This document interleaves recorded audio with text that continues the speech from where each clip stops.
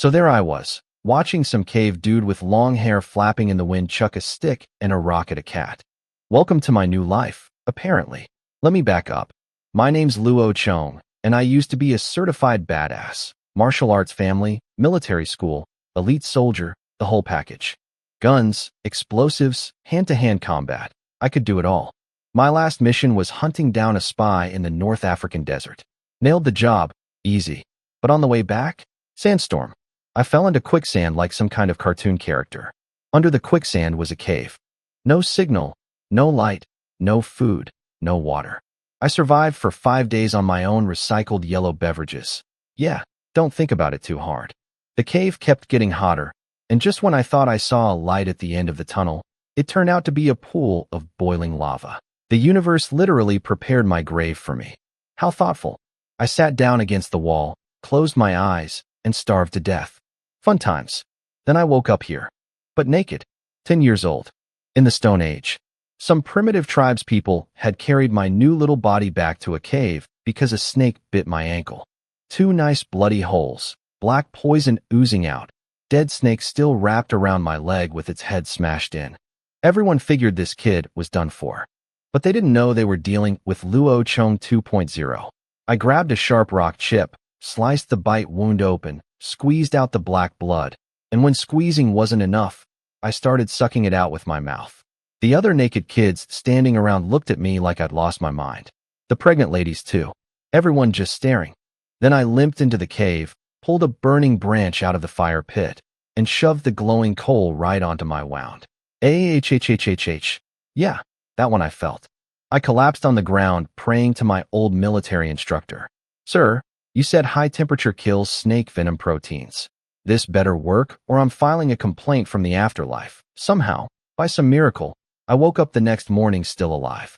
A woman handed me a piece of mystery meat about the size of a goose egg, dry and burnt to a crisp. I inhaled that thing so fast I didn't even taste it. Look, after literally starving to death in my previous life, I have 0 standards now. If it won't kill me, it goes in my mouth. Period. I grabbed the woman before she could leave. Food. More. I'm hungry. She basically told me to get lost. This tribe has like 50 people total, and it's autumn. Everyone's saving food for winter. I'm a kid who got special treatment just getting that one piece of meat because I was injured. The other children didn't even get that much. So I sat at the cave entrance, half naked in the cold wind, downloading the previous owner's memories into my brain. And let me tell you, the forecast is not great. Winters here are long. Everyone hibernates in the cave. Food gets rationed so tight that sometimes they eat once every 2 days. And the priority list goes: adult men first, adult women second, kids third, and old or sick people last.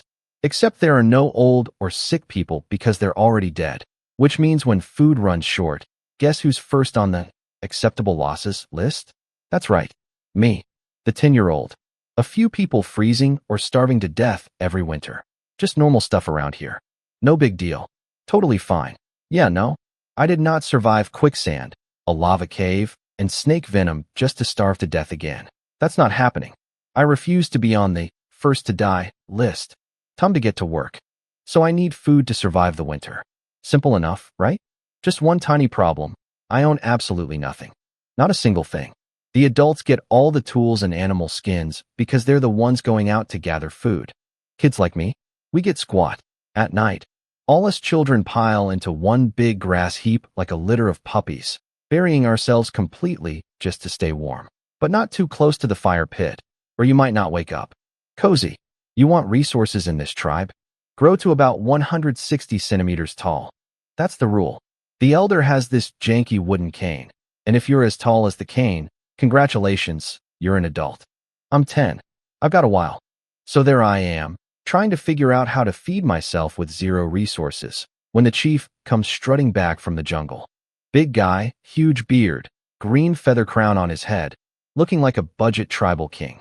He's carrying a dead mountain cat with 2 other guys, all 3 of them giggling like idiots. It's some kind of lynx thing, maybe 10 pounds of meat. These guys are so happy about it. At this rate of food collection, people are definitely starving this winter. The chief handed the dead cat to one of the women to skin and dry, then noticed my snake bite. He looked surprised I was still alive and walking around, and handed me a plant with a smile. I almost fell over. It was a dandelion. He wanted me to chew it up and put it on the wound as medicine. This cave dude actually knows dandelion works as an anti-inflammatory. I learned that in military survival training. Regular people back in my old world just knew you could eat dandelions in a salad. These primitives might be smarter than I gave them credit for. I shoved that dandelion in my mouth and mashed it onto my wound immediately. Hey, medicine is medicine. I'm not giving up on myself. I still consider myself worth saving. The chief looked pleased that I did what he said without fussing, then headed back out. Time is ticking for everyone, including me. I needed a plan. Fish. The answer was fish. There's a river less than a kilometer from the cave, about 8 or 9 meters wide. Perfect, right? Except these people don't eat fish. They're terrified of water because nobody can swim and some people drowned before. They hunt with sticks and rocks, not even a proper spear, let alone a fishing tool. No wonder they never thought of fishing. I took inventory of my worldly possessions. 1 sharp rock chip and 1 snake skin, about 3 or 4 meters long, from the snake that killed this body's previous owner. The tribe ate the snake last night and graciously gave me the skin as a consolation prize. Can't make clothes out of it. Too thin. Thanks, Chief. Real generous. I'm supposed to start with a dog and find equipment along the way, like in the games, I muttered. No dog, fine. But where's the loot? I wrapped the snake skin around my waist like a loincloth. Finally, some dignity, and went equipment hunting. My plan, weave a basket to scoop fish out of the river. That river's never been fished in its entire existence. In this pristine ecosystem, there should be tons of fish in there. No bamboo around, but there were plenty of vines in the bushes. Autumn was actually perfect timing.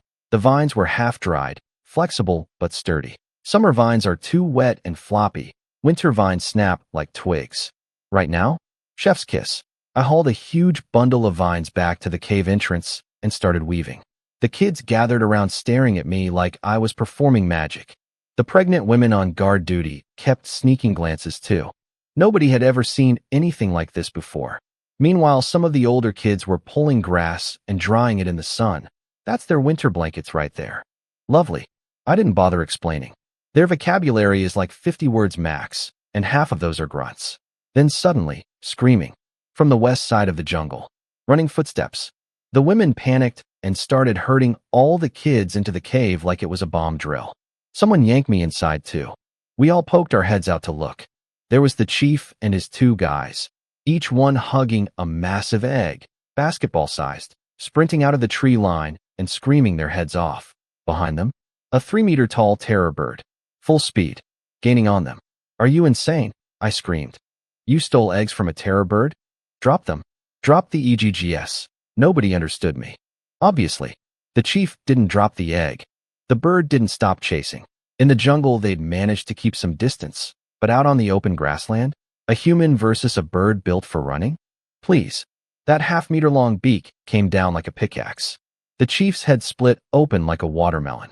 His headless body kept running a few more steps on pure momentum before crashing to the ground. The egg in his arms shattered on impact. Egg yolk mixed with blood and brain matter. Red, white, and yellow splattered across the grass. The chief was dead. Every kid in the cave lost their minds. Screaming, crying, diving into the grass pile like it was a bomb shelter. Can't blame them. These children have never been more than a kilometer from the cave, never seen a hunt, and definitely never seen their chief get his head popped like a grape. Only 2 or 3 boys with actual guts stayed at the entrance to watch. I was one of them, but let me be clear, I was also terrified. Sure, I killed people in my past life, but that was my past life with my past body. This body isn't even as tall as that bird's legs. Running out there to fight would be suicide, and I know it. The 2 guys who'd been running with the chief, they finally dropped their eggs and scrambled up some trees at the edge of the jungle. Lucky idiots. The chief had been the loudest screamer and had that big green feather crown on his head, basically a neon sign saying, "Eat me first." He pulled all the aggro. Classic tank move, except he didn't survive it. Then the bird heard the kids crying inside our cave. Its head snapped toward us. It started charging. The pregnant women rushed to the entrance and started pushing this huge round boulder to block the opening. But they weren't strong enough, and it was moving way too slow. I jumped in to help. Get over here and push. Most of the kids were still shaking and sobbing in the grass pile. Useless. Only those two brave boys came to help. We all pushed together, and the boulder picked up speed. Thud, thud, thud. The footsteps got louder. We were 30 centimeters from sealing the entrance when, crack, a massive beak shoved through the gap. SCRE, the kids in the grass pile absolutely lost it again. Shut up. Everyone shut up. Next one who cries, I'm throwing you outside. They couldn't understand my words, but they understood my face. The cave went dead silent. Kids with tears streaming down their cheeks were biting their lips, bodies shaking, but not making a sound. Perfect. I pressed my back against the boulder with the others, and we all held our breath. The terror bird's neck was insanely strong, strong enough to snap a saber-toothed tiger's neck with one downward strike. But pushing sideways to move a boulder? It couldn't do that. After a few more frustrated screeches, it gave up and stomped away. Everyone relaxed. The kids started to whisper again. I shot them one look, and they all shut right back up. I put a finger to my lips for the quiet signal, but they just stared at me blankly. No idea what it meant. So I covered my mouth with my hand instead. That they understood. Every kid in the cave immediately copied me. Little hands clamped over little mouths. Kids are natural mimics. If they think you're tough, they'll copy everything you do. I peeked through the gap. The bird was still out there. It went after the two guys in the trees, jumping up trying to peck them, but they'd climbed too high. Eventually, it gave up on them too and wandered over to the chief's body. Started eating him. Great. Now it's had a taste of human, and it knows where we live. If I don't kill this thing, it's going to come back whenever it's hungry and pick us off one by one. But with what weapon? No spears. Running at it with a stick is suicide. Throwing small rocks won't hurt it. Throwing big rocks. I'm 10. I can't even lift big rocks. I stared at those massive bird legs, and suddenly it clicked. Ebola. A throwing weapon. You tie rocks to both ends of a rope, spin it in the air like a helicopter blade, then hurl it at the target's legs. The rocks wrap around and tangle the legs together, tripping the target. It's meant for capturing, not killing, but if I can get that bird on the ground, we'd have a chance. I searched the cave, found 2 fist-sized rocks from the fire pit ring. But rope? No rope. My vines were still outside. And even if I could get them, vines are too stiff for this. I looked down at my snakeskin loincloth, my only piece of clothing, the one thing between me and total nakedness. I looked at the bird outside eating my chief. I looked at the loincloth again. Dignity. Or survival. I ripped it off. 3 or 4 meters of snake skin, a rock tied to each end, 2 meters of length in the middle. That'll work. Completely naked again. Awesome. I squeezed through the gap in the entrance with my homemade bola, and one of the pregnant women grabbed for me, but missed. She didn't dare yell. Might attract the bird back. She just watched me go with terrified eyes. Behind me, every kid in the cave crammed their face into the gap to watch. A whole stack of little heads from top to bottom in that crack, lined up like they were watching a movie. Audience, ready. Naked hero, ready. Giant murder bird, currently eating the chief. Here we go. I crouched low and snuck through the bushes toward the bird. Crawling on my belly was not an option. I'm completely naked, and dragging myself across the ground would have been painful in sensitive areas. Clothing is officially priority number 1 after this. The bird was busy munching on the chief and didn't notice me. Good. It had no idea a former elite killing machine was creeping up on it, even if said killing machine was currently a 10-year-old nudist. I stopped about 600 meters out. I'm not stupid enough to get close to that thing in open ground.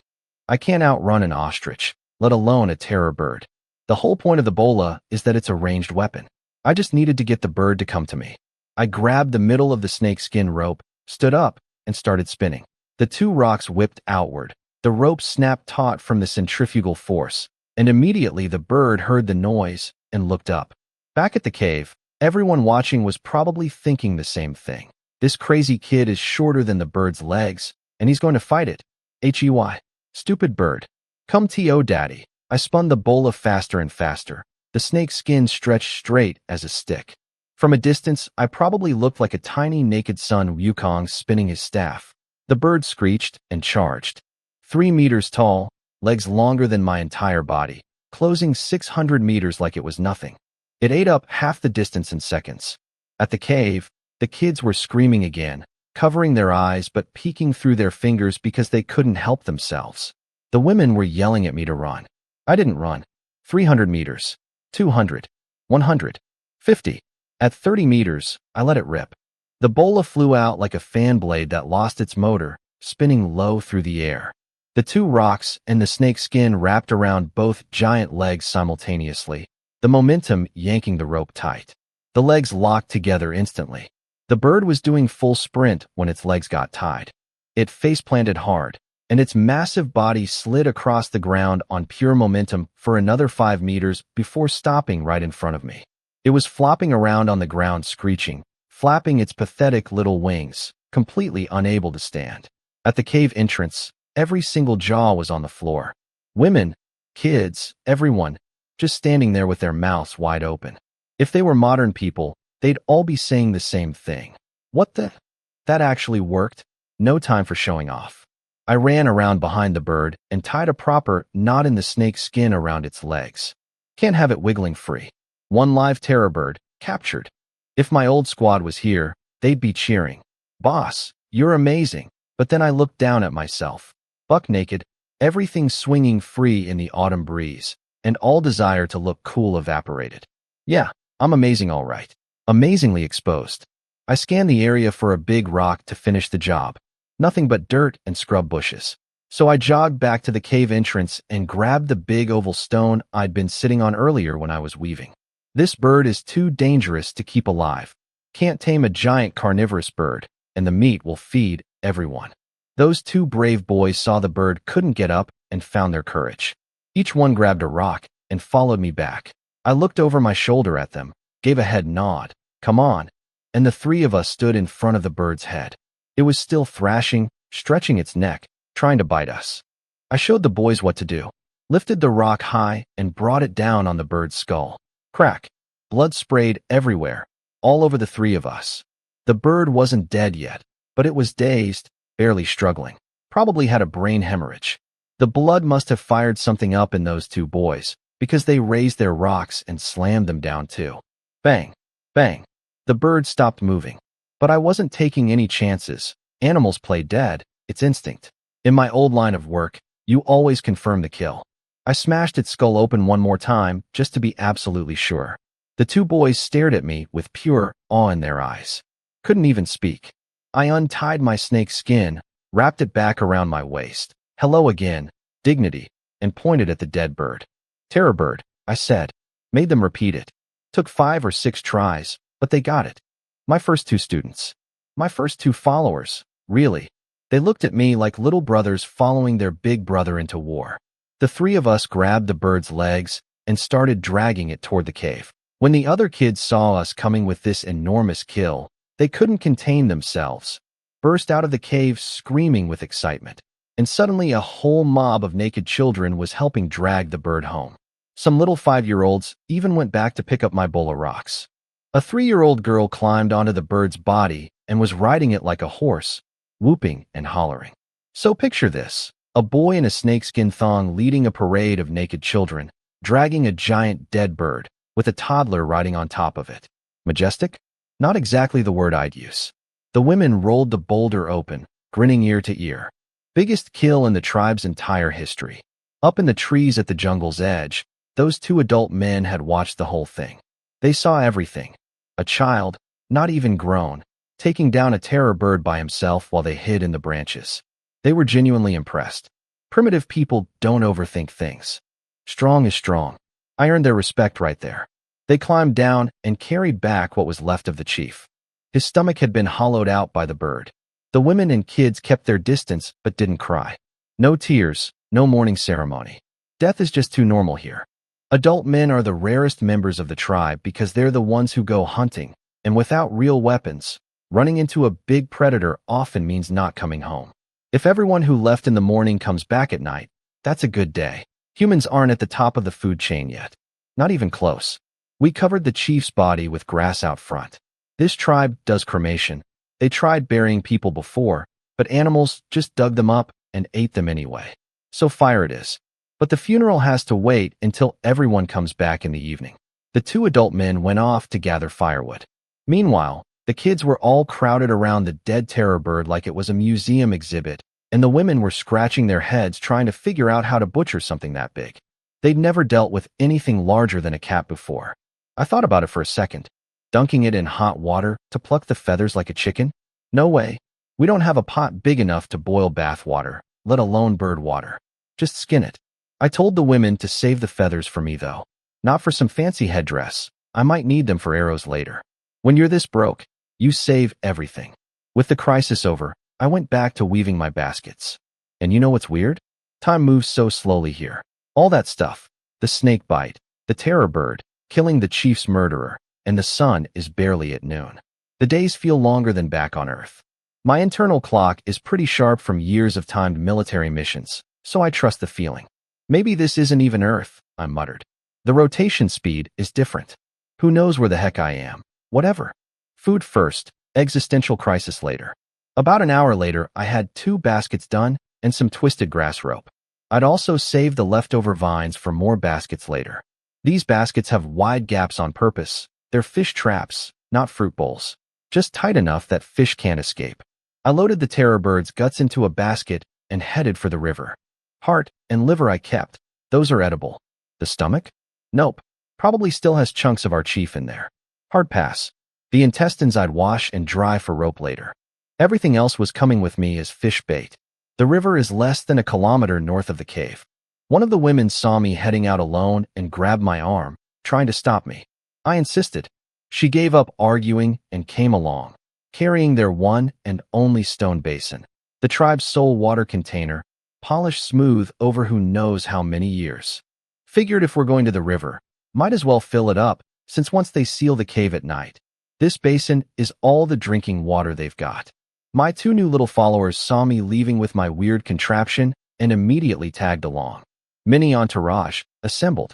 The 4 of us reached the river, and the woman filled her basin while I stood on the bank to scout things out. I immediately sucked in a sharp breath. This river had predator fish. In the 5 minutes I stood there watching, I witnessed 3 separate incidents of big fish eating smaller fish. If someone fell in here, it'd be a coin flip on who's eating who. But wow, the water was crystal clear. You could see straight to the bottom, maybe a meter deep near the edges. And the fish density was incredible. Just glance anywhere, and you'd spot several. Better than the Amazon. Makes sense. Nobody has ever fished here. These fish have been living rent-free for thousands of years. I picked a good spot on a gentle slope, smashed up the bird guts into a nasty paste, lowered the basket into the water, and tied 3 grass ropes to the rim that merged into 1 pull rope at the top. The woman watched me with total confusion. Is he washing that thing? I tossed the mashed up guts into the submerged basket. The meaty smell spread through the water instantly, and within seconds, fish from 20 meters in every direction started swarming toward it. 5 fish about 40 centimeters long dove right into the basket and started fighting over the bait, churning up the water inside. I yanked the rope. For fish. 1 escaped in the chaos, but 4 fat fish flopping in my basket. And the remaining fish in the river? Did they scatter in terror? Did they learn from watching their friends get kidnapped? Nope. They crowded in closer, fighting over the leftover bait like nothing happened. It was like feeding koi at a park. Throw food, watch the feeding frenzy. Do you fish not have brains? You can't figure out this trap? I was laughing so hard I could barely see. This was the greatest feeling. Outsmarting an entire river's worth of fish with Stone Age technology. I'm probably the first person in this world's history to ever catch a fish. They've literally never seen this move before. My 2 boys and the woman were amazed. You put the weird thing in water, pull the rope, and those legless creatures come out? But they still didn't understand why I was doing it. I dumped the 4 fish on the bank. They were flopping around on the ground, and when the woman and the boys reached out to touch one and it jumped, they all flinched back like they'd been electrocuted. Can't have that. You're going to be eating these things from now on. I grabbed a rock, bonked each fish unconscious, then found a sharp stone chip. Scrape the scales, rip out the gills, slice open the belly, pull out the guts, smooth, fast, clean. First time gutting fish in this life, but I'd done it 1,000 times in my last one. I rinsed the fish in the river, laid them on a flat rock, sliced off a piece of raw fish meat, and popped it in my mouth. No soy sauce, no wasabi, no lemon. Honestly, not great. But that wasn't the point. The woman and the boys watched the red blood pour out of the fish, watched me chew and swallow, and even an idiot could figure it out now.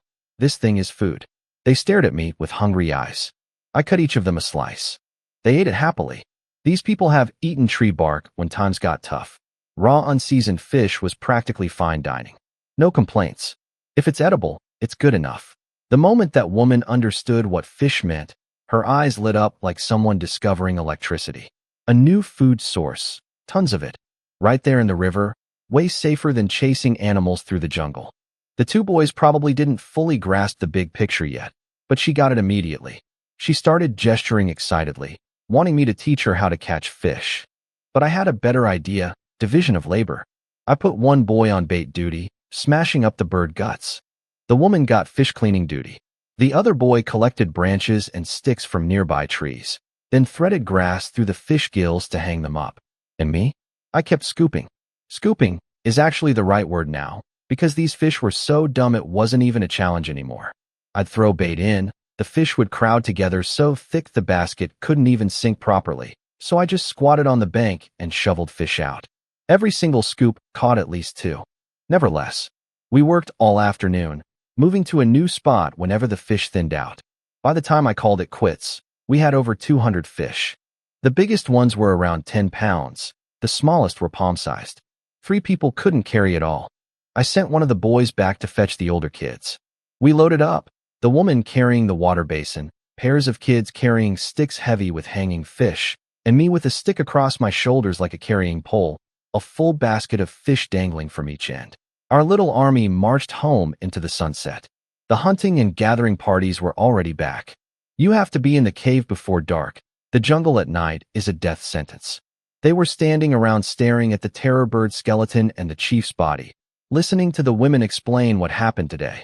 Then here come the kids, hauling in fish and screaming about it, showing off to the adults. Look what we got. And honestly, our haul was bigger than theirs.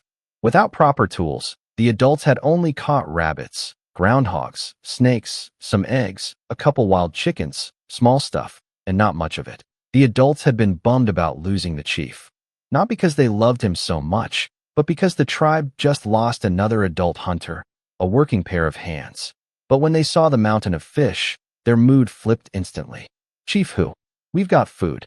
After sorting through the day's haul, everyone gathered outside for the funeral. We piled firewood on the clearing in front of the cave, laid the chief's body on top, and the elder, an old man with 2 ram horns on his head, lit it up.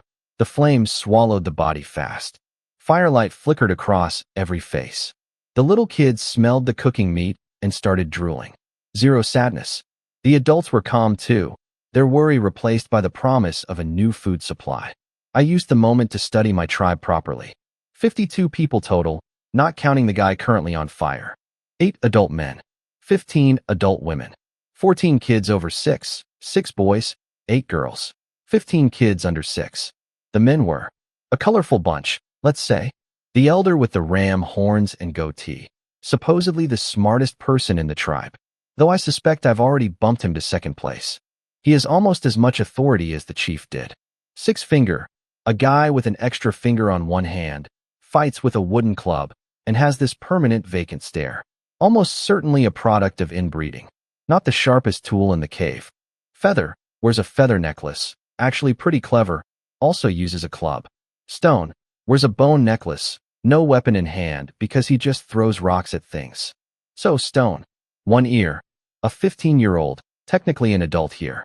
This kid impressed me the most. The left side of his face has 4 claw scars from when he fought a mountain cat alone. The cat ripped his left ear clean off and slashed his face, but he killed it anyway. His weapon is a bone tube fork, a straight thigh bone, hollow in the middle, sharpened to a deadly point at one end. Respect. Fong, 17, wears a necklace of animal teeth inherited from his father, who was chief 2 generations ago. Fights with 2 saber-toothed tiger fangs, 1 in each hand. Cool factor. High. Big. The tallest guy in the tribe, almost 190 centimeters, which is basically a giant among primitives. His weapon? A single massive leg bone from some unknown animal. Simple. Brutal. Effective. And finally, Cripple, A middle-aged man with a busted right leg from a hunting accident years ago. Can walk, can't run. Now he tags along with the gathering party, clearing paths and keeping watch. He likes carving stone tools, and his life's dream is to finish making a stone basin before he dies. Honestly, I respect the commitment. One Ear, Fong, and Big, those three are the tribe's top fighters. Well, not counting me. The fire burned the chief to ash. We'd clean that up tomorrow. Having a bonfire at the entrance would keep animals away tonight anyway. When the flames died and night fully set in, I looked up at the sky. 2 moons. One big, one small. The big one moving east to west. The small one moving north to south. I'm not on Earth. I stood there staring, face completely blank. Okay, so not only did I transmigrate into a primitive child's body, I transmigrated to a different planet. Cool. Cool. Really hoping all that survival training still applies here. Everyone filed back inside for dinner. The boulders sealed the entrance. Tonight's menu, fruit and fish. Fruit goes bad fast, so eat that first. The nuts we save. I spotted chestnuts in the gathering party's hall, which was reassuring.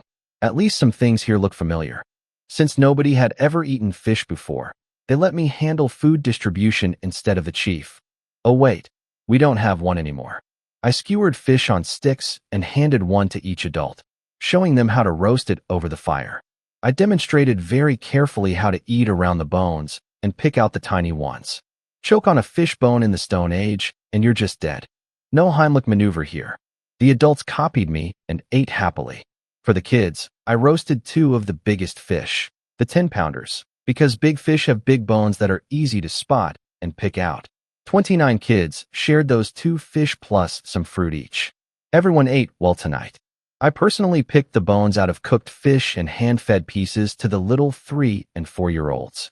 They sat there clutching their fruit, little tongues licking their lips, bright eyes locked on the roasted fish, waiting patiently for their share. Something about those faces hit me right in the chest. The cave turned out to be pretty well designed, actually. There's a natural crack in the ceiling at the deepest point that acts as a chimney. All the smoke drifts up and out through there. Hidden location, natural defenses, ventilation. In a world full of predators, this place is genuinely a great shelter. Firelight danced on the walls, casting dozens of shadows that swayed and flickered. The elder sat with a charcoal stick, drawing a new cave painting. Me, standing by the river, catching fish. The little kids, done eating, were still licking their fingers. Outside, autumn wind carried distant animal roars through the dark. Inside, the women hummed soft melodies to put their babies to sleep. Cripple was grinding away at his stone basin with the dedication of a man possessed.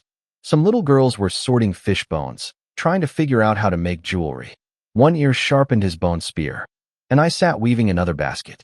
It hit me all at once.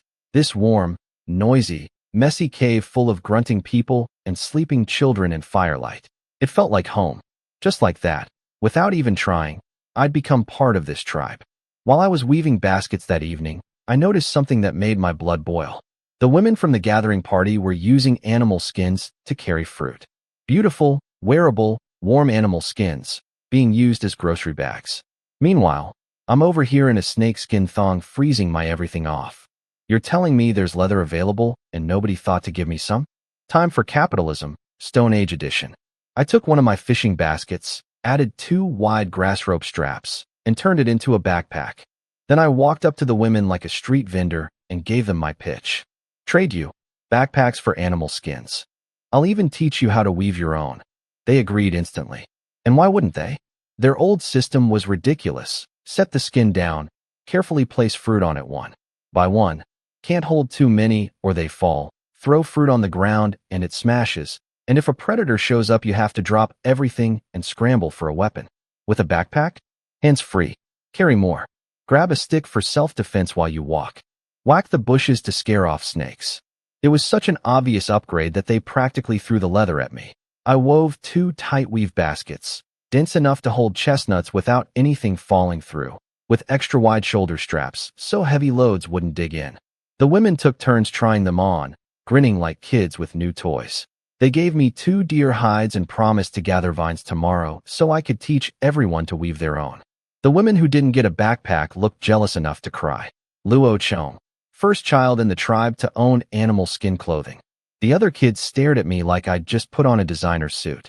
But I'm not stupid enough to hoard everything. The deer hide was big, more than I needed. I kept one and gave the other to the mothers of the youngest toddlers so they could make clothes for their babies. This wasn't charity. This was investment. I'm going to need help with future projects, and right now is the perfect time to build goodwill. You can't be stingy when you're trying to lead. The mothers were genuinely moved. Of course they were. In this world, a piece of animal skin could literally be the difference between a child living or dying through winter. Little kids have no resistance to illness. A cold or fever that I'd shrug off could kill a 3-year-old out here. One skin, one life. That's not an exaggeration. These people aren't dumb. They remember who was good to them. When I need their help later, they'll show up. Winning hearts and minds works in every era of human history. That night, I lay in the grass pile with 2 little kids tucked against me, deer skin and grass piled on top, and fell into the deepest sleep I'd had since arriving. The cave felt safe. For the first time, I actually relaxed. My old military body clock woke me at dawn, same as always. 20+ years of habit doesn't just vanish because you changed planets. I did a round of military boxing outside. Nothing crazy, just enough to stretch the muscles and build this little body up. Can't do push-ups or long-distance running yet because those burn through salt reserves, and I haven't found any salt in this tribe. That's going on the to-do list. One workout later, and I was drenched in sweat, and thirsty, and annoyed, because getting water means walking to the river, and at night we all share one stone basin. 52 people, one basin. I prefer not to think about the hygiene situation. I'm not desperate enough to drink my own recycled fluids again, so let's maintain some standards. I need to figure out water containers soon. And cooking pots. I'm so sick of eating nothing but barbecue. If I could make some kind of clay pot, we could have hot soup in winter. Now that would be living. When the tribe woke up, they found me already outside and looked confused. Cave people don't go out alone, especially not in the dark. They're terrified of nighttime. But today nobody rushed off to hunt. Instead, the Ramhorn elder gathered all the adult men in front of the cave. He was holding the dead chief's green feather crown. Oh, they're picking a new chief. I had zero interest in this. First of all, that green hat? No thank you. In Chinese culture, wearing a green hat means your partner is cheating on you. Hard pass on that symbolism, even if nobody here would get the joke. Second, I'm not an adult. I can't possibly qualify for their democratic election process. But apparently the universe disagreed with me, because one ear came sprinting at me with his bone spear, yelling his head off. What the? Dude, I'm not your prey. Stop running at me with a weapon. He grabbed me and dragged me over to the group. Gently, but firmly. No escape. The elder started his speech, using the tribe's limited vocabulary plus lots of hand gestures. And slowly I understood why they wanted me there. They were desperate. 8 adult men left. 1 old guy, 1 cripple, 1 half-wit with 6 fingers. That leaves 5 real hunters to feed 50+ people through winter. If the hunting party doesn't get fresh blood soon, people are going to die. And me? I might be a kid, but yesterday I single-handedly captured and killed the largest animal in the tribe's recorded history. In their eyes, I've already proven myself stronger than most of the adults. Standing there looking at this ragged group, a tribe of 52 people that any random wolf pack could wipe out, that any flock of sheep probably outnumbers, I suddenly felt something I wasn't expecting. Responsibility and pressure. These are my people now, and I need to keep them alive. Life. 2 simple words in Chinese: birth and survival. Be born, then don't die. That's the whole game. And right now, I needed to win it. To do that, I needed to be chief. New food sources, new hunting methods, new weapons. I had plans for all of it, but none of it matters if nobody listens to me. And nobody listens to a 10-year-old kid. They listen to the chief. The election process was beautifully simple. Bare fists. No weapons. Don't cripple anyone permanently. Last man standing gets the green hat. The elder sat this one out. He's the referee, not a fighter. Cripple had enough self-awareness to know better. 6 Finger is strong, but too dumb to lead. Feather and Stone are clever, but not top-tier fighters. That left the real contenders: One Ear, Fong, and Big. The whole tribe gathered in a big circle to watch. Even the toddlers showed up, some of them wearing their brand new little leather outfits that their moms made last night from the deer skin I gave them. Cute. I stood in the circle too, but I wasn't planning to fight yet. Nobody expected a child to compete for chief anyway. They just wanted me to join the hunting party. But my strategy was simple. Let these guys beat each other up, then I only have to fight the winner. Why go through a gauntlet when you can skip to the final boss? And honestly, if I can't beat a few primitive dudes with zero martial arts training, then my entire previous life of military combat was pointless. First match, One Ear versus Fong. Oh man, there is nothing pretty about primitive people fighting. No technique, no style, just punching, kicking, and grabbing at each other like two bulls headbutting. They locked onto each other's shoulders and just pushed. If they didn't look human, I'd swear I was watching an animal documentary. One Ear's endurance is bad, but his explosive power is solid. Fong was pushing him backward, One Ear's feet carving grooves in the dirt. Then his heel caught a rock, and he pounced, launched off that rock with everything he had, drove his body weight down, and flattened Fong into the ground. Fong thrashed around trying to flip over, couldn't manage it, and surrendered, panting like a dog. They both got up. One Ear was already eyeing the green feather crown in the elder's hands, practically drooling. That crown isn't just a hat. It means you're the strongest. Fong shoved One Ear and pointed at Big. Don't get excited. You still have him. One Ear yelled something that I think was meant to be a challenge. Big looked ready to go. Here's the thing. The ground was still wet with morning dew. Soft and muddy. And Big is a heavyweight. Every step he took left a crater. When One Ear, at maybe 170 centimeters, stood in front of Big at nearly 190, the size difference was almost comical. Side note, these primitives are way taller than they should be. Early humans on Earth averaged about 150 centimeters. These guys are basically modern height. Another reminder that this isn't Earth. 2 moons in the sky, giant terror birds, oversized cave people. At this point, nothing surprises me. Big just stood there like a small tower. One Ear had no idea where to even begin. RAH, One Ear charged. He grabbed Big around the waist and rammed his head into Big's chest, trying to tackle him down. His explosive power really is impressive. Big actually stumbled back one step. One step. That's it. Big planted his feet, front and back, and stabilized like a concrete pillar. His 2 shovel-sized hands clamped onto One Ear's shoulders. One Ear tried to pull away, but he was locked in. Before he could react, Big let out a roar and swung him.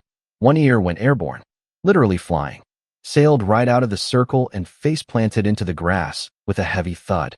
Everyone watching made the same constipated face, like they could physically feel how much that hurt. Lucky for One Ear, the clearing is mostly dirt with barely any rocks. He groaned for a while and eventually crawled back to his feet, proving once again that these primitive bodies are stupidly tough. But he was done, knocked out of the ring in under 5 seconds. Embarrassing. The elder walked over and handed the green feather crown to Big. Big took it with the biggest, dumbest smile I've ever seen. The tribe watched their new chief, ready to hear his first orders so they could get on with the important business of not starving to death. And then a voice cut through the silence. Hold on. You're forgetting someone. That was me. I walked up to Big and grabbed the crown right out of his hands. Big roared. There was genuine anger in his eyes. The elder looked shocked. The crowd looked confused. Wait, it's not over? Can we hurry this up? We have food to collect. Winter is coming. Big yanked the crown back, but I didn't let go. Rip. A few green feathers floated down between us. Big stared at the damaged crown in his hand, then at me, then started pounding his chest and roaring in my face. I didn't flinch. I turned to the elder and used every word I knew in this tribe's pathetic vocabulary. Me. Beat him. Me, chief. The elder looked conflicted. Letting a kid into the hunting party was already bending the rules. Now this same kid wants to be chief? But then he thought about the terror bird, the fish, and I could practically see the gears turning behind those ram horns. If he actually beats Big, maybe that's not the worst thing. So there I was, standing in the middle of the ring, facing a guy whose chest was at my eye level. Big looked down at me like I was a joke. One Ear and Fong gave me looks of genuine pity. My little fan club of naked children, though, they were going wild, screaming encouragement. Big dropped into a wide stance, a sloppy attempt at a horse stance, and waited for me to come to him. The confidence was oozing off this guy. Why wouldn't it be? He'd just launched one ear into orbit 5 minutes ago. I charged. Big opened his mouth in a big mocking laugh. That was his mistake. I hit his bent thigh like a stepping stone, launched myself up, grabbed 2 fistfuls of his hair, and drove my right knee straight into his chin. Crack. Big went down like a felled tree, flat on his back, rolling side to side, groaning. Dead. Silence. Then every jaw in the tribe dropped simultaneously. The kids' eyes went wide as plates. One ear and Fong looked like their eyeballs were about to pop out of their skulls. The elder's fingers were trembling. Crippled just sat down on the ground, like his legs gave out from the shock. This was their strongest warrior, the man who yeeted one ear out of the ring in 5 seconds. And a 10-year-old just knocked him flat with one hit. Meanwhile, I was standing there looking cool and calm on the outside while internally doing a victory dance. Listen, I'm from the 21st century. Only an idiot would try to match strength with a primitive strongman. The chin is one of the most vulnerable spots on the human body. A solid strike causes instant disorientation. The fact that Big could still groan on the ground was actually impressive. Most people would be unconscious. The elder was shaking with excitement. I could tell he was having some kind of spiritual moment, a feeling that this kid was going to change everything for the tribe. No evidence, just pure gut instinct. Nobody questioned the result. Nobody said, but he's just a child. These people respect strength, period. And I'd just demonstrated mine in the most dramatic way possible.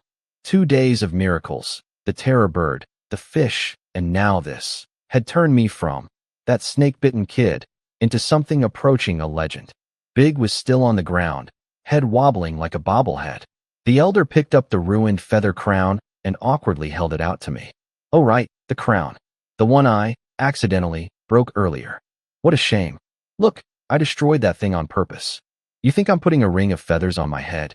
First of all, that's what African tribal chiefs wear, and my luck with Africa has been terrible. I literally died there. Second, in Chinese culture, a green hat means your wife is cheating on you. Absolutely not wearing that thing. I don't care if nobody here understands the reference. I'll know. Big recovered enough to stand up, still wobbly, still angry. And then, because this big idiot doesn't know when to quit, he charged at me again. Those 2 massive hands, each one big enough to grab my entire head, came reaching for me. Oh, so we're doing this. Fine. I caught 2 of his fingers in one hand and bent them backward. Ahhhhhh. I twisted around behind him, wrenched his arm further using just those 2 fingers, and kicked the back of his knee. Big crumpled face first into the dirt. I pinned him down. Every time he tried to struggle, I bent the fingers a little more. The beauty of a finger lock is that it controls the entire arm.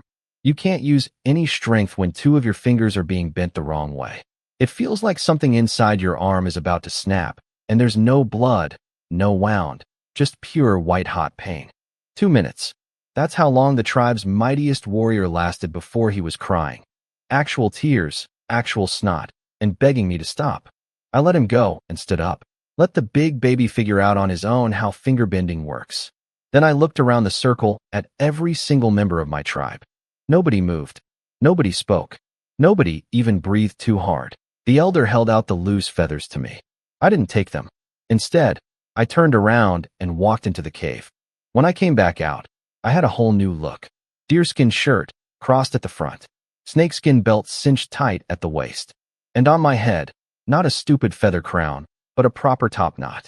Long black hair gathered up high, wrapped tight with a strip of snake skin, pinned with a thin terrorbird bone like a traditional hairpin. Clean face, sharp eyes that looked way too old for a 10-year-old's body. The tied-up hair thing is an ancient Chinese tradition going back to the Shang dynasty, maybe earlier. Farming people tied their hair up because loose hair got in the way of work. But honestly, I just wanted a haircut and had no scissors. This was my only option, and it looked 1,000 times better than that green disaster. The tribe stared at me with actual stars in their eyes. I didn't give some big inaugural speech. Nobody would understand it anyway, and they didn't care about speeches. They cared about how much food we'd have before snow falls, how many babies would survive autumn, how many meals of meat they'd get this winter. Sun was already high. Morning fog burned off. Time for the new chief to get to work. Hunting party, go hunt. I'm not joining today. I've got other things to handle. Nobody argued. Perks of being boss. Gathering party, reorganized. 15 adult women total, 6 pregnant. 9 workers plus cripple makes 10. But today I only sent 8 women out gathering. They've got backpacks now, so they can carry sticks for self-defense. Don't need cripple as their bodyguard anymore. And don't underestimate primitive women in a fight. They're way stronger than modern women. Anyone stupid enough to mess with them deserves what they get. The 6 pregnant women stay home as guards, watching the toddlers. Older kids go pull grass for winter bedding. 1 woman and 2 boys, my fishing crew from yesterday, go catch fish. That left Cripple with no assignment. He looked sad about it and immediately pulled out his half-finished stone basin to keep grinding away. This man's life dream is to carve a stone basin for the tribe before he dies. He's been at it for years. Even if he'll never use it himself, he keeps going. Every day, grinding stone. It was genuinely touching, and also a massive waste of time. I had a better idea for him. I was going to teach him pottery. Making basic black clay pots is dead simple. Scoop some sticky clay from the riverbank, shape it, fire it. Not pretty, but functional. If Cripple could make pots instead of spending his entire life grinding one stone bowl, we'd have containers for water, cooking vessels for soup, storage jars for food. But I'd get to him later.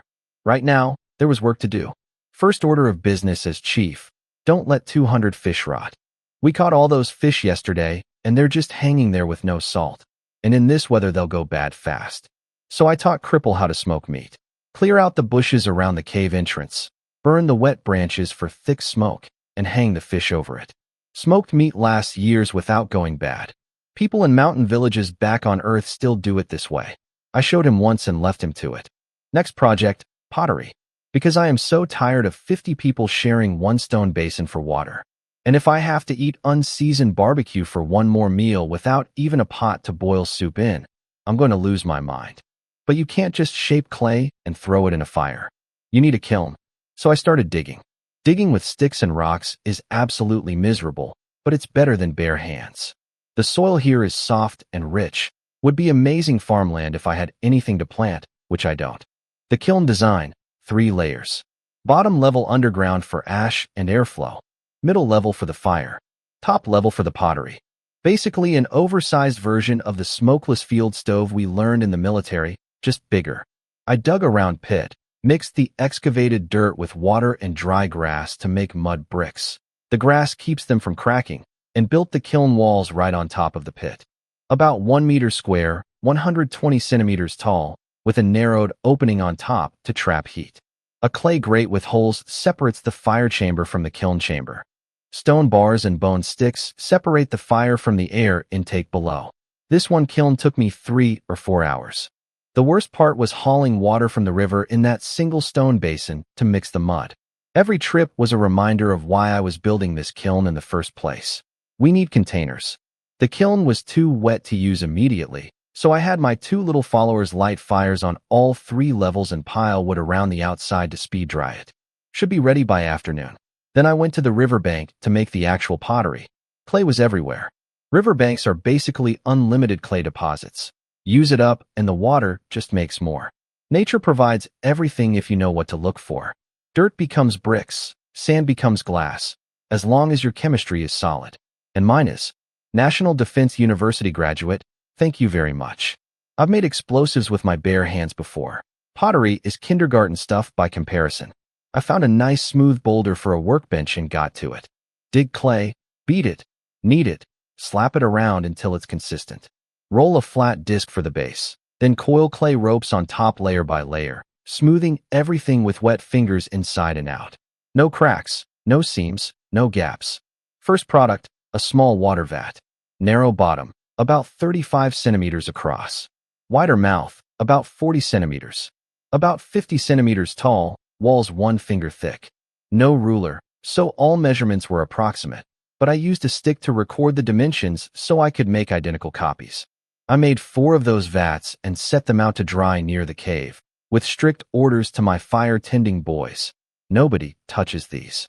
Obviously, that didn't stop the entire unemployed population, pregnant women, toddlers, Cripple, from crowding around to gawk. Cripple was the most intense observer, practically pressing his nose against them. He'd watch me build the kiln too, without understanding any of it. Now he was staring at these clay vats that were bigger and deeper than the stone basin he'd been grinding for years, trying to figure out if they could actually hold water. Still plenty of daylight left. Back to the river. 4 double-handled cooking pots, about 33 centimeters across, 20 centimeters deep, with lids that had handles on top. Plus about 20 bowls, deep ones, more like monks' begging bowls than regular bowls. And 8 spoons. Nothing pretty, all functional. I had no idea how many would survive the firing, so I made extras. I let everything air dry to half-hardness, then moved them next to the smoking fire for further drying. By mid-afternoon, I loaded the kiln. Loading a kiln has rules. Everything goes in upside down, so the flames hit maximum surface area and the heat distributes evenly, firing inside and out. For big vats on the bottom, inverted. 4 pots stacked on top, bowls, lids, and spoons crammed into every gap. 1 kiln packed tight. Fingers crossed for a decent yield. I lit the fire. The 3-layer design worked beautifully. Air sucked in from the bottom. Flames roared up through the grate into the kiln chamber, orange fire shooting out the top. I sealed the top with wet branches and mud, leaving a small peephole to monitor progress. Then I just sat there feeding the fire and fanning it with a piece of leather for hours. Sweating buckets in the autumn afternoon, but the heat dried my sweat before I even felt cold. Add wood. Fan. Check the peephole. Repeat. By evening, the tribe trickled home. The women came back loaded. Backpacks full of wild fruit, leather bags stuffed with pine cones and chestnuts, plus huge bundles of vines for their basket weaving lessons tonight. The backpacks were already paying off big time. The hunters did well too. 2 big birds that looked like turkeys, a dozen eggs, 3 snakes, and 5 fat rodents that were probably some kind of groundhog. Plus the fishing crew brought in over 100 fish today. Not bad for day 2 of my administration. As long as daily intake exceeds daily consumption, the surplus gets stored. That's how you survive winter. I noticed the pregnant women looked ready to pop any day now. Makes sense. Even primitive humans follow nature's calendar. Have babies in autumn when food is most abundant, and the newborns have the best shot at survival. Same rule every animal follows. I checked the kiln one last time through the peephole. The bowls on top were glowing white hot. That's done. If I keep burning, they'll actually melt. I stopped adding fuel and let the fire die naturally. It'll cool overnight, and tomorrow morning I'll crack it open and see how many pieces survived. Please let it be a lot. I really want soup. Humans are simple creatures, really. Work all day, risk your life, drag yourself home exhausted, but put some hot food in front of a campfire and suddenly everyone's smiling like they won the lottery. Tonight's menu was special. 2 big birds wrapped in thick mud and baked, beggar's chicken style. Crack open the mud shell and inside was juicy, tender white meat. We even had a tiny bit of rough salt rubbed on them. Apparently traded from another tribe, super precious stuff. 2 birds, 3 snakes, a dozen mud-baked eggs, and fruit for dessert. The tribe was in heaven. The beggar's chicken was a massive hit. Can you blame them? These people eat dry jerky-style barbecue every meal. Anything with moisture is a religious experience. Please, pottery gods, let my kiln work. I need soup in my life. After dinner, the women tore the fresh snake skins into strips and tied up all the kids' hair in top knots, copying my style. Then they got to work weaving baskets. After 1 day of using backpacks, they were true believers. Fewer gatherers went out today, but brought back more food. The enthusiasm for basket weaving hit an all-time high.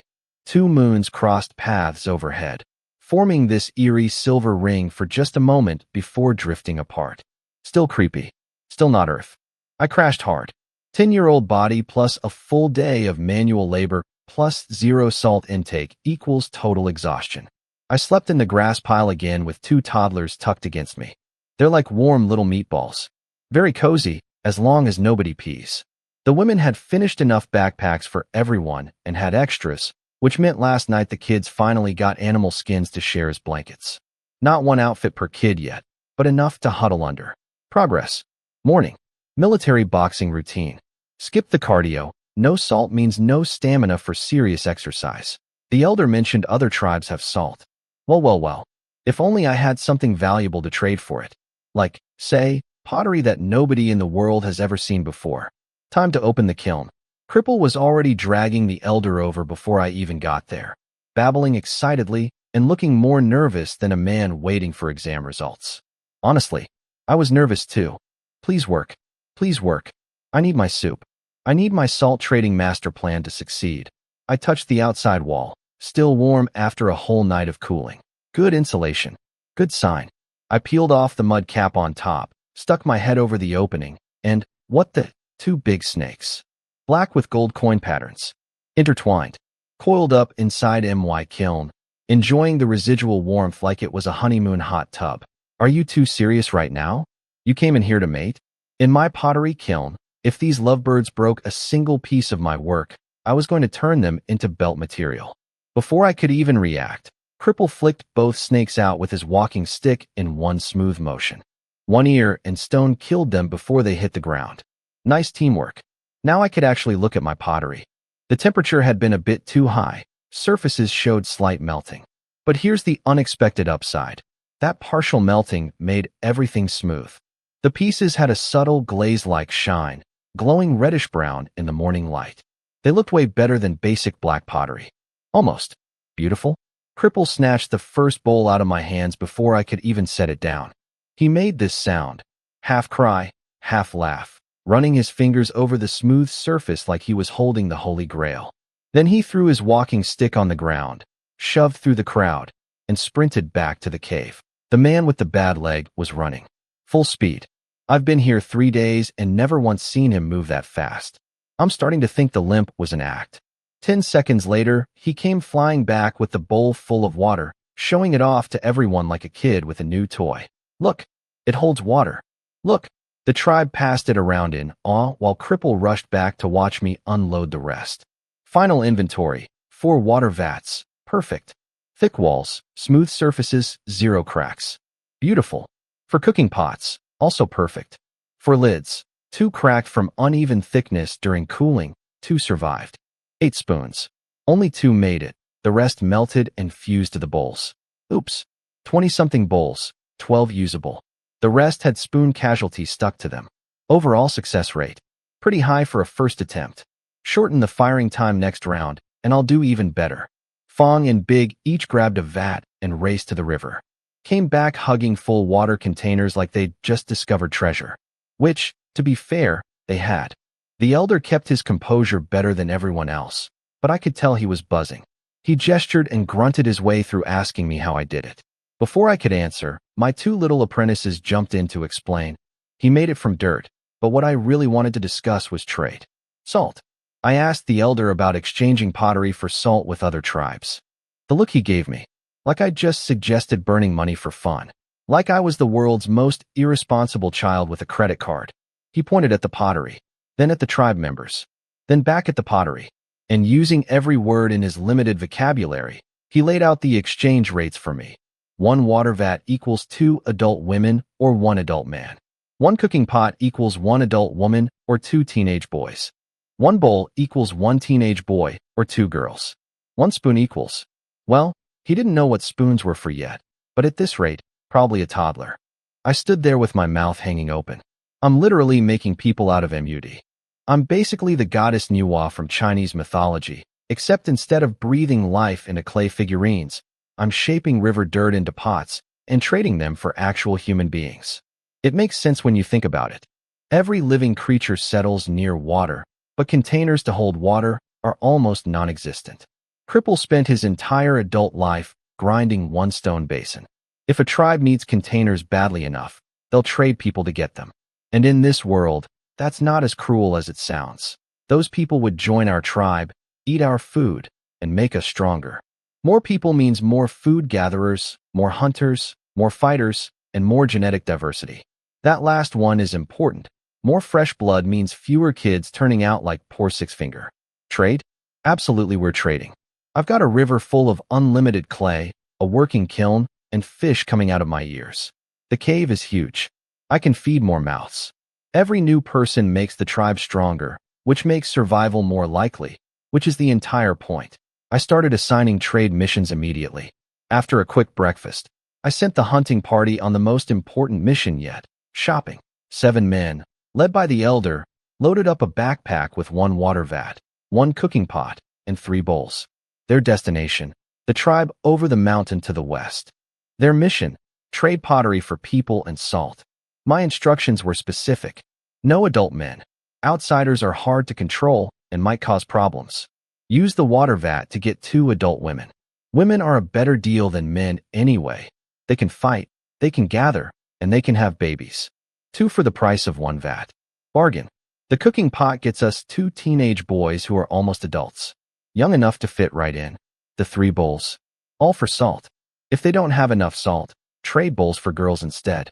1 bowl for 2 girls is still a good deal. The route was straightforward, over one mountain, across a valley less than 200 meters wide, and there's the other tribe. The elder knows the way, the others provide security. Get there, trade, get home before dark. And on the way, I told them to collect any straight sticks that could become spears. No wasting time on anything else unless an animal literally attacks them. Everyone else got assignments too. Kids, pull grass and clear all the bushes from the area in front of the cave. If you can't pull it out, burn it. Gathering party. Skip the forest today. Everyone goes to the river for fishing and smoking meat instead. I taught the idle women how to twist grass rope, and I started training cripple on pottery. Nobody rests. Nobody's useless. Even the pregnant women are watching toddlers. Now, I wasn't there for the trading, but from what the elder told me later, here's how it went. 7 guys marching through the jungle, 1 old man with ram horns, 6 young men with top knots and backpacks. They followed a narrow trail the hunting party had worn into the forest over the years, climbed the mountain, and dropped into the valley. The other tribe was bigger than ours, 80 or 90 people. We'd dealt with them before, borrowed fire a couple times, traded jerky and leather for salt rocks. They ran into the other tribe's hunting party first. 1 young guy spotted them and started yelling, and within 2 minutes 12 armed men had the elder surrounded. Their chief showed up, a middle-aged beefcake with bulging muscles, a wide leather skirt, and the most unfortunate hairstyle in primitive history. This man was bald on top, completely shiny dome, but the sides? Wild curly hair sticking out in a ring. If I'd been there, I would have screamed, "Third brother? Is that you? Third brother?" Because this dude looked exactly like Shao Wujing from Journey to the West. Just give him a string of prayer beads and the resemblance would be perfect. Baldy didn't recognize the elders group at first. The top knots and backpacks threw him off. But then he spotted the ram horns and One Ear's scarred face. "Oh, it's you guys." The elder smiled his friendly old goat smile and pulled a pottery bowl from Big's backpack. "We want to trade this for salt." Baldy's eyes went wide. He turned that smooth, shiny bowl over in his hands, held it up to the sunlight, watched it gleam. His heart was pounding so hard you could probably see it through his chest. A stone basin this smooth, this light, this beautiful, this was treasure. Sure, come back to my place. He pocketed the bowl, just casually kept it, didn't even pretend to give it back, and led them to his tribe's cave. It was a limestone cavern with a natural spring trickling from rock cracks into a tiny pool. Nice setup, except the spring dries up in winter, and then they're stuck melting snow or hauling water from far away. Baldy sent someone to fetch a bag of salt. A groundhog skin pouch came back, half full, pebble-sized chunks of crude yellow salt. Barely enough to last us a week, and if I refined it, even less. The elder looked at it and shook his head. "Not enough. We want more. And we also want people." Baldy's face twisted up. "No way. Your little stone basin is too small to be worth people. If you want people, no salt." The elder just chuckled, his white beard bouncing. He waved Big over. Big pulled the water vat out of the backpack. Baldy's jaw hit the floor. The pregnant women and kids nearby swarmed in to stare. "So pretty. It's huge. It's bigger than our stone basin." The chattering exploded around them. Baldy ran his hands over the vat, compared it to the bowl he'd already claimed. Same material, same impossible smoothness. He couldn't figure out how anyone could polish stone this perfectly. Generations of grinding? Had to be. 2 adult women for this. Take it or leave it. The elder had Big put the vat back in the backpack. Power move. Baldy hesitated. He desperately needed that vat. 2 women for it seemed fair, generous, even. But it's autumn. Every pair of hands matters for food collection. Losing 2 workers right before winter. Can we trade in winter instead? I'll throw in extra salt. The elder shook his head. Trade now. 2 fewer mouths to feed means you need less winter food. The math works out. Baldy's eyes lit up. Wait, that's actually true. Fewer people, fewer mouths, less food needed. Same result, plus he gets a magnificent water container. His brain visibly shifted from, this is a loss, to, this is genius, deal. The big basin for 2 women, plus I'll add some extra salt. One of Baldy's guys pointed toward the cave and said something. Baldy nodded and sent him to fetch the merchandise. 2 naked, skinny women were brought out. Sisters. The younger one had just reached adulthood, a teenage girl. The older one was a few years older, clutching a 4-year-old boy against her chest. The boy's eyes were closed, face flushed red, completely limp, clearly sick. His mother held him with the expression of someone watching their child die. These 2 for your big basin. The sick boy is free. Take him too. Baldy waved his hand dismissively, like he was shooing away flies. The backstory was obvious. The boy got sick. Baldy told the mother to abandon him and get back to work. She refused. Her sister stayed with her in solidarity. Baldy cut off their food rations 2 days ago as punishment. Now he was thrilled to dump all 3 of them on us and get a beautiful vat in return. The elder looked at the 2 frail women and the dying child. He didn't argue. It's autumn. No chief in their right mind trades away their strongest workers. Of course Baldy gave us the ones he considered worthless. 2 starving women and a sick baby. That's what our pottery bought. Well, I'd figure out what to do with them when they got home. The elder hadn't even left yet, and I was already giving him a sales strategy. Show them the cooking pot in action. Boil some meat with salt right in front of them. Let them smell it. Nobody says no after they taste hot soup. Pretty evil marketing tactic for the Stone Age, I know. Off they went, 7 men with a backpack full of pottery. Meanwhile, I put everyone else to work. Kids, rip out grass and clear the bushes around the cave. Can't pull it. Burn it. Gathering party. Forget the forest today. Everybody goes to the river. Fish, smoke meat, twist rope. And Cripple gets his pottery lesson. Nobody sits idle. Not even the pregnant ladies. They're on babysitting and security duty. The elder's trade mission went like this, from what he told me later. They crossed the mountain, dropped into the valley, and immediately got surrounded by the other tribe's hunting party, 12 guys with weapons. Their chief came out, and from the elder's description, I nearly died laughing. This man was bald on top with a ring of curly hair around the sides.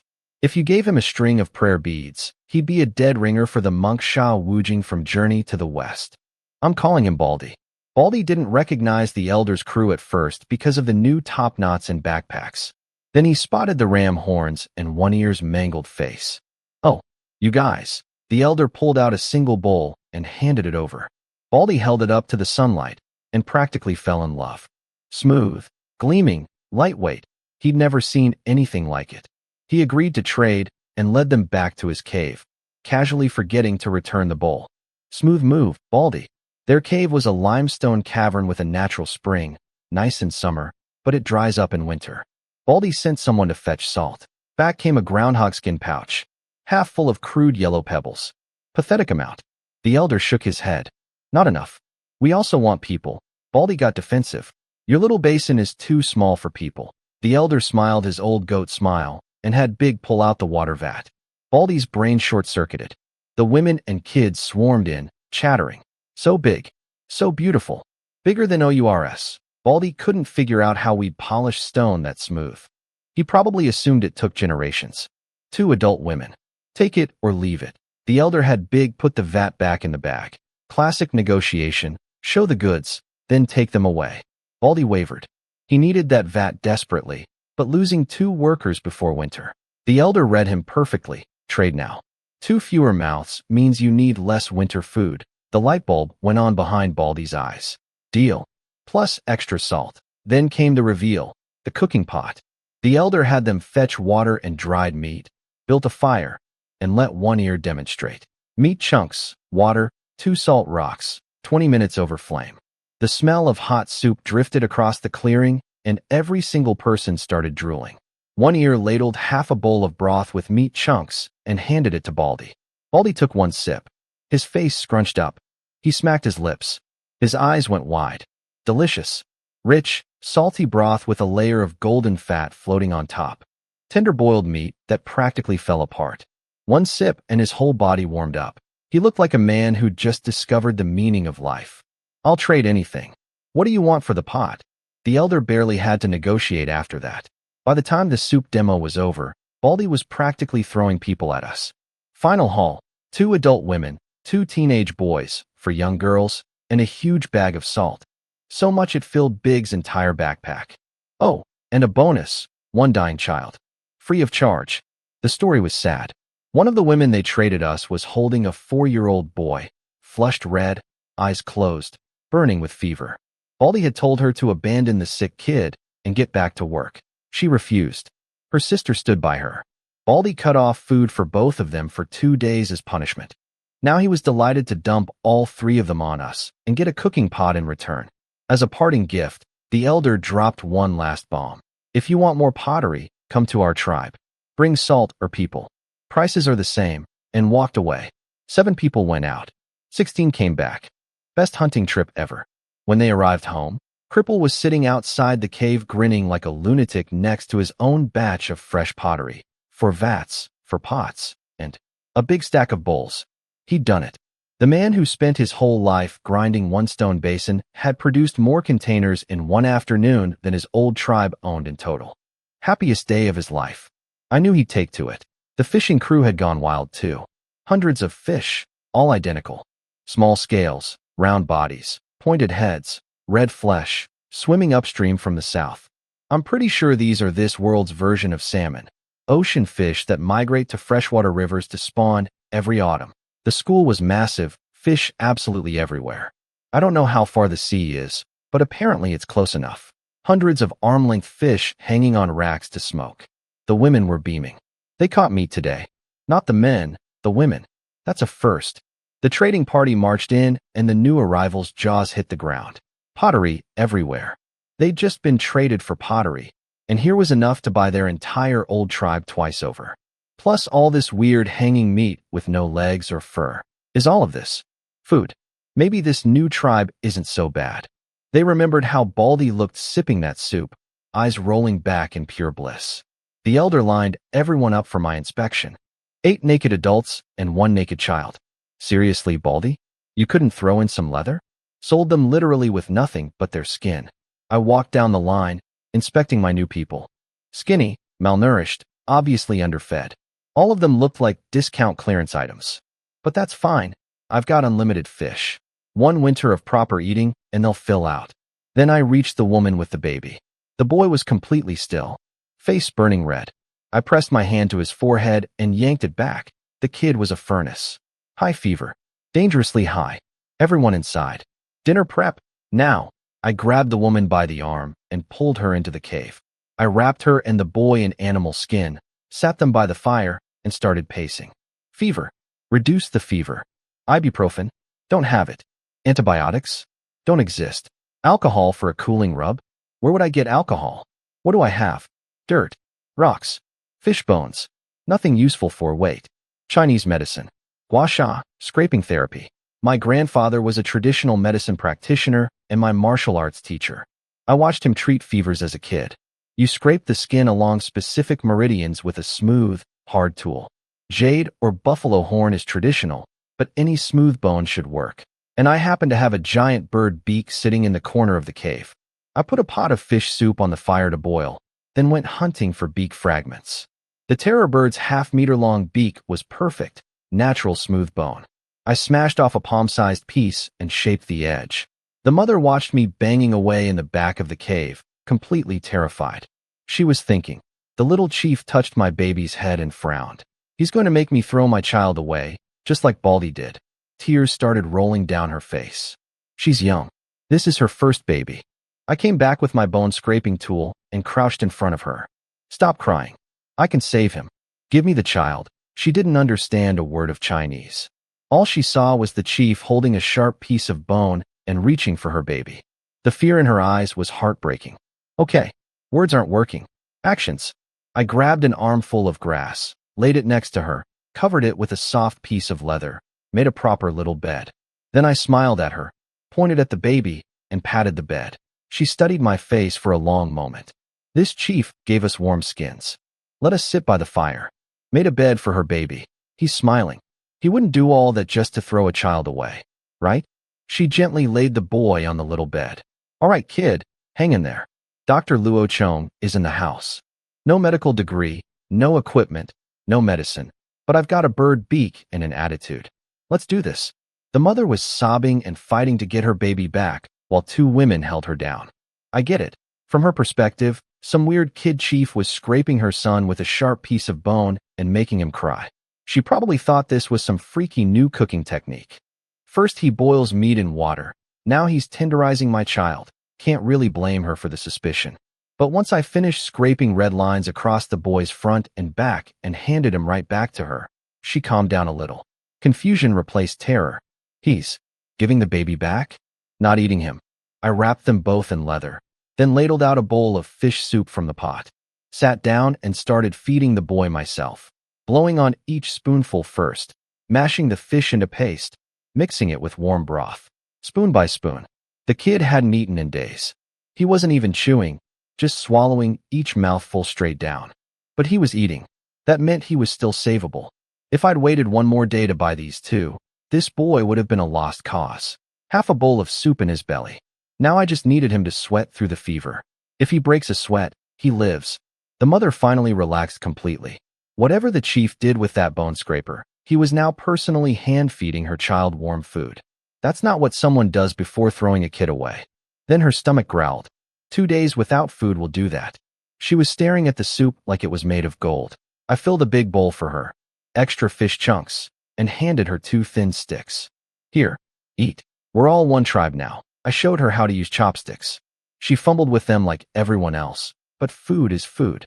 Technique can wait. I took the baby from her and held him tight in the leather wrapping, watching the rest of the tribe struggle with their chopsticks at dinner. But my mind was racing. A simple fever almost killed this child. We solved the food crisis, sure, but what about clothing? We barely have enough leather for our own people, and now we've added 9 naked newcomers. Several pregnant women are due within weeks. When those babies are born into cold air with nothing to wrap them in, how many survive? This tribe has been here for generations. They should have stockpiled plenty of animal hides by now. But they don't know how to tan leather properly, so everything rots after a year or two. Zero inventory. And I've been here several days now without seeing a single large animal. The hunting party brings back lynxes on a good day, rabbits and groundhogs on average. Nothing with enough skin to clothe anyone. They can't hunt big game anyway. Chasing a deer with a wooden stick is pointless if you can't catch it, and they can't catch it. I asked them to bring back straight sticks today for making spears. They brought back garbage. Crooked, rough, covered in splinters that could sand your calluses off. Useless. Fine. I'll go myself. I need to personally find materials, make proper weapons, set traps, something. Before winter hits, every person needs at least one piece of clothing or we're going to start losing people to the cold. After dinner, the boy started sweating. Yes, I fed him warm salt water to rehydrate, and his color started looking better. One good night's sleep, and this kid would pull through. While I was giving him water, his eyes popped open. He squirmed in the leather wrap. Too hot now, wanted out. I held him tighter. Getting chilled again after breaking a sweat would kill him for real this time. He clamped his mouth shut when I tried to give him more salt water, scrunched up his little eyebrows, glared at me with these perfectly round black eyes, full of attitude. I stared right back. He stared harder. His lower lip started trembling. Then he started yelling for his mom. I handed him over and told his mother very clearly, "Keep him wrapped. Open the leather, he dies. Open, die."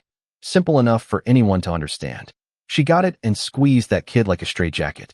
He thrashed around in her arms, still glaring at me over her shoulder. I just kept smiling at him. He got so frustrated. If this 4-year-old knew any curse words, I would have been getting an earful. I got a snakeskin strip and tied his hair up in a little top knot while he wiggled and protested. Then I gave him a real name. Tsubing. Remove sickness. An actual name, not a nickname like everyone else has in my head. One ear, big, cripple, feather, those are all just descriptions. This kid got a real name. His mother practically glowed. The new chief saved her son, fed them, clothed them, tied the boy's hair like everyone else in the tribe. That meant he'd accepted them. She looked more at peace than she probably had in weeks. All the new arrivals got their top knots done tonight too. Men get the bun on top, women get ponytails. Clean, sharp, instantly recognizable as our tribe from a distance. Everyone looked 10 times better. With that settled, I finally made myself some equipment. Went through the pile of sticks, 12 awful ones and one halfway decent one. Took a terrorbird leg bone I'd been grinding into a spearhead, jammed it onto the stick, bound it with snakeskin cord, and sealed the joints with fish bladder glue. Fish bladders are basically natural superglue, and we've got an endless supply from all the fish we're getting daily. One primitive bone spear, complete.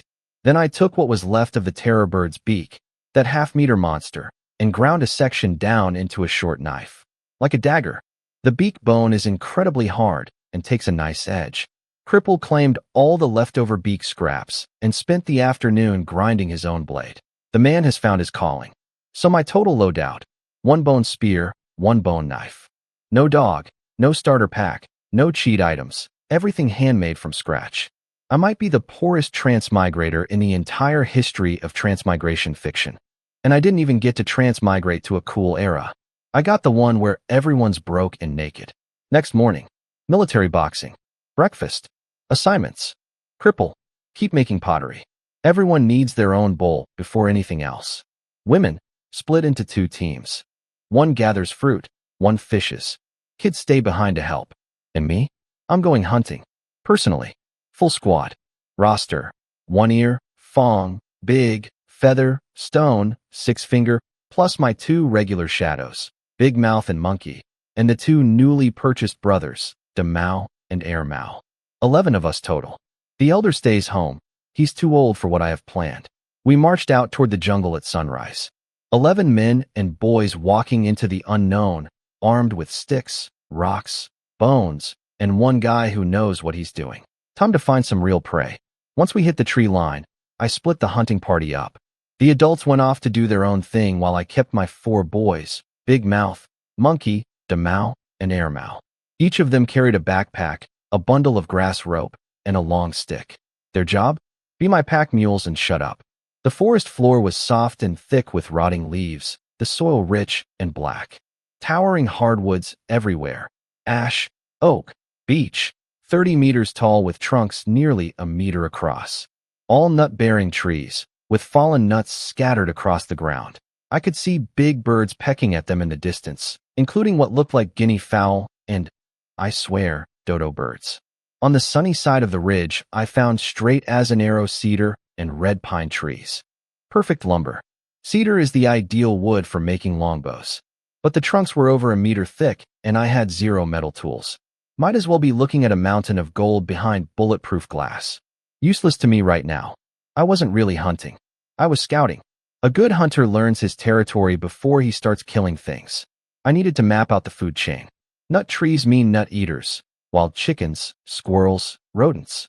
Nut eaters attract predators. I spotted signs of pythons thick as my arm and mid-sized cat tracks. Leopard or lynx, probably. I read it all from the ground. Footprint shape tells you the species. Spacing tells you the stride length. Depth tells you the weight. Droppings tell you the diet. My boys kept getting excited every time they spotted a guinea hen, practically begging me with their eyes to let them chase it. I ignored them. I was looking for something bigger. What I really wanted to find was round, grass-flecked droppings, the calling card of large ruminants like deer, cattle, or sheep. Big animals with big skins. That's what we needed for clothing. Instead, I found pig tracks. A lot of pig tracks. 2-toed hoof prints pressed deep into the soil, overlapping each other in a messy carpet. Rooted up earth everywhere. A whole herd, traveling together. Classic wild boar behavior. Except, those prints were deep. Way too deep. I did the mental math on the weight and felt my stomach drop. Over 1,000 pounds? Maybe a tioin? This wasn't regular wild boar. In a genuine prehistoric forest, this could be Entoledonts or some other nightmare pig from a paleontology textbook. Fresh droppings. Some still warm. We were close. I dropped to a crouch and signaled my boys, "Shut your mouths," not a sound. We crawled to the ridge line, and I peeked over. A sparkling stream, less than 2 meters wide. Bushes and giant aloe plants on the slope. And drinking at the water's edge, a family of complete toothed pigs. The alpha boar stood about 130 centimeters at the shoulder. Easily 1,500 pounds. Behind him, 3 adult females, wife number 1, 2, and 3, plus over a dozen piglets the size of regular domestic pigs. Long curved tusks, massive humped backs, almost hairless skin, and the signature feature, two bony spikes protruding below each eye like organic daggers. My four boys were shaking so hard I could hear their teeth clicking. And honestly, fair. Even the adult hunters in our tribe wouldn't dream of messing with these things. A frontal assault was out of the question. Traps it is. I retreated silently back into the forest and got to work. Digging a pit trap would take forever.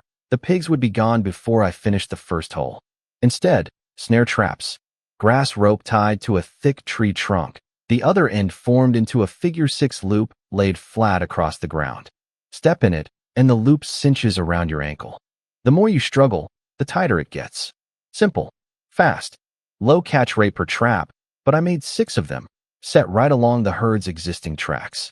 Animals are creatures of habit. They walk the same paths over and over. Humans do it too. So when these pigs run back through the forest, they'll follow their own footprints right into my snares. 6 traps, 15 plus pigs, the odds were decent. I sent all 4 boys up into the trees. They'd be useless down here and could get killed. Then I circled way around to the far side of the stream, smeared mud all over myself to mask my scent, and low-crawled through the bushes until I was 100 meters from the herd. Now, important lesson in scaring large animals. You are not fighting them. You're making them run. 2 rules. 1. Look bigger than them. If you're short, hold stuff above your head. The animal needs to think you're enormous. 2. Scream like you mean it. Volume. Aggression. Pure king of the jungle energy. If you jump out and go, eep, eep, eep, you're dead. I'm under 150 centimeters. About the same height as those pigs.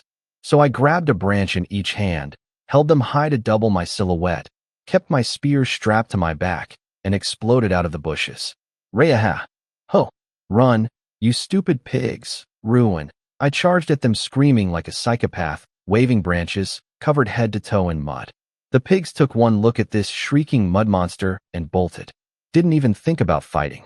Just pure, instant, full-speed panic into the forest. Exactly the direction I wanted. I chased them, screaming the entire time, lungs burning, voice cracking, until, from up ahead, the beautiful sound of a pig squealing in pain. I caught my breath and walked into the trap zone. 2 catches. The big alpha boar himself, left hind leg snared tight, and one of his wives. The boar was thrashing and raging, trying to rip free. The grass rope was holding, but I had no idea how long it would last. Time to move.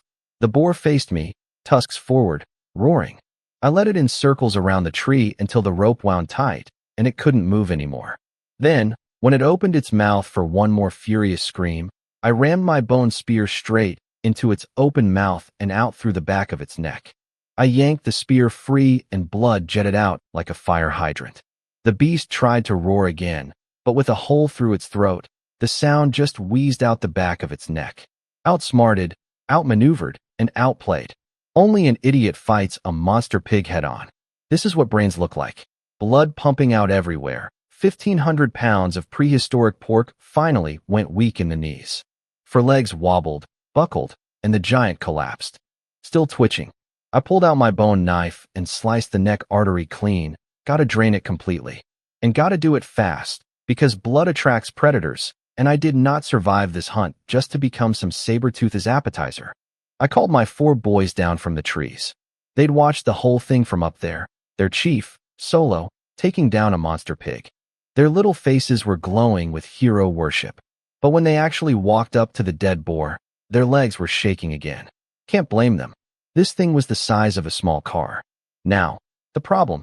How do you move 1,400 pounds of dead pig with 5 children? Answer. You don't.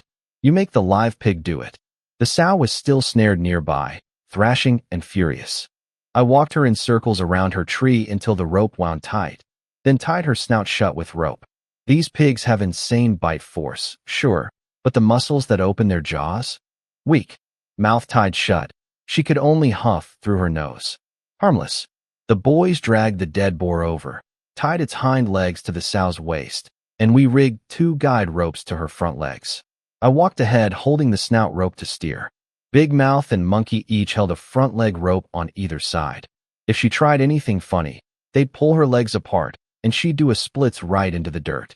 De Mao and Air Mao walked behind with sticks for rear guard, occasionally smacking her, but to keep her moving. This poor sow, born a pig, forced to work like an ox, dragging her dead husband's corpse home to be butchered. And she couldn't even protest because her mouth was tied shut. The ultimate humiliation. No, I wasn't keeping her alive for breeding. These things are way too aggressive to domesticate. She was just temporary transport. Her appointment with my knife was already scheduled. We trudged home slowly, leaving a red trail of blood through the forest. I could feel eyes watching from the shadows, predators, tracking the smell. But our formation was tight. Front, sides, and rear covered. Nobody could get a clean ambush angle. Over the ridge, through the trees, and finally the cave came into view. The kids clearing brush outside spotted us first and came running, then stopped when they saw what I was leading. They'd never seen anything like these pigs. Too ugly, too terrifying, too prehistoric. They kept their distance, forming a wide circle of gawking. Cripple was at the cave entrance polishing his bone knife, his latest batch of clay pots drying in the sun.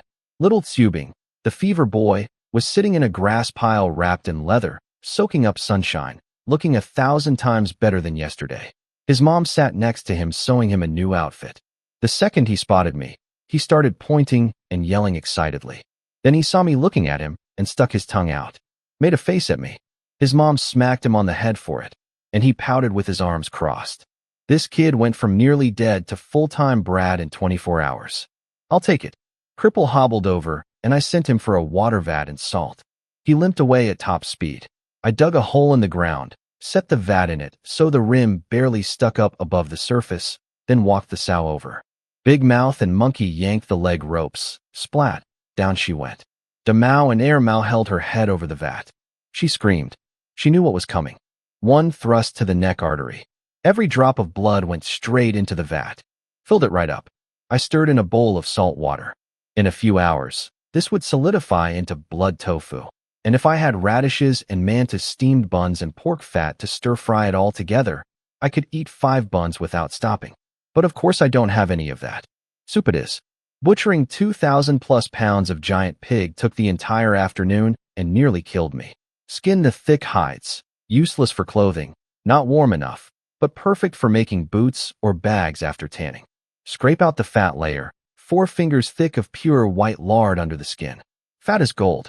You can make soap, candles, and if I ever get the chemistry going, actual explosives. Worst case, it's cooking oil. I rendered it all over the fire. Gut them. Save the hearts, livers, kidneys, stomachs, and intestines. Lungs went to the river as fish bait. Break down the carcasses, separate the bones. The big ones can be ground into weapons later. Thank God I had help, or I would have literally collapsed.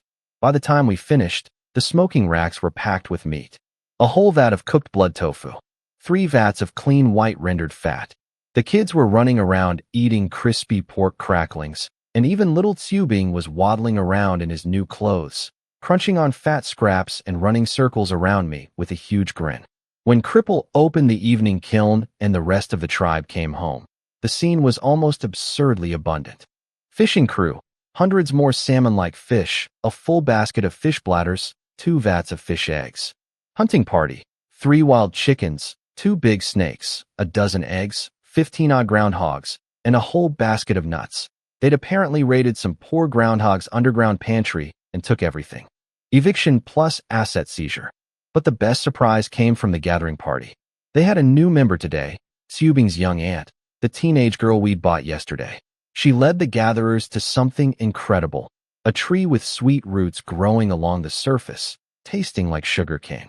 And the roots had lumps the size of fists that, when you cut them open, were full of natural amber-colored syrup. Sugar. Wild, natural, practically dripping from the tree sugar. If we collected enough, I could refine actual white sugar. I publicly praised the girl in front of everyone. Good find. Great find. Everyone was eating happily. Sweet roots, fish, pork, cracklings, blood soup. The biggest feast this tribe had ever seen. Then I noticed the elder losing his mind. He was chasing Tsubing's aunt across the clearing, face purple with rage, white beard trembling, holding a thorny vine covered in red spikes. And he was whipping her with it. I recognized that vine from the original body's memories. It's the tribe's version of a punishment whip, their family law enforcement tool. Small offenses get you starved for 2 days. Big offenses, anything that endangers the tribe, you get lashed with the thorn vine. Each strike leaves a bleeding welt full of tiny puncture holes. In a world with zero medical care, those wounds would rot. Getting a full lashing was basically a death sentence by infection. Hey, what are you doing? I grabbed the elder and stopped him. She's a teenage girl. I paid for her. What could she possibly have done to deserve this? The elder was shaking with fury. He told me the reason, and I couldn't believe my ears. Those sweet tree roots? According to him, they come from the demon tree. The sweet taste is the demon's bait.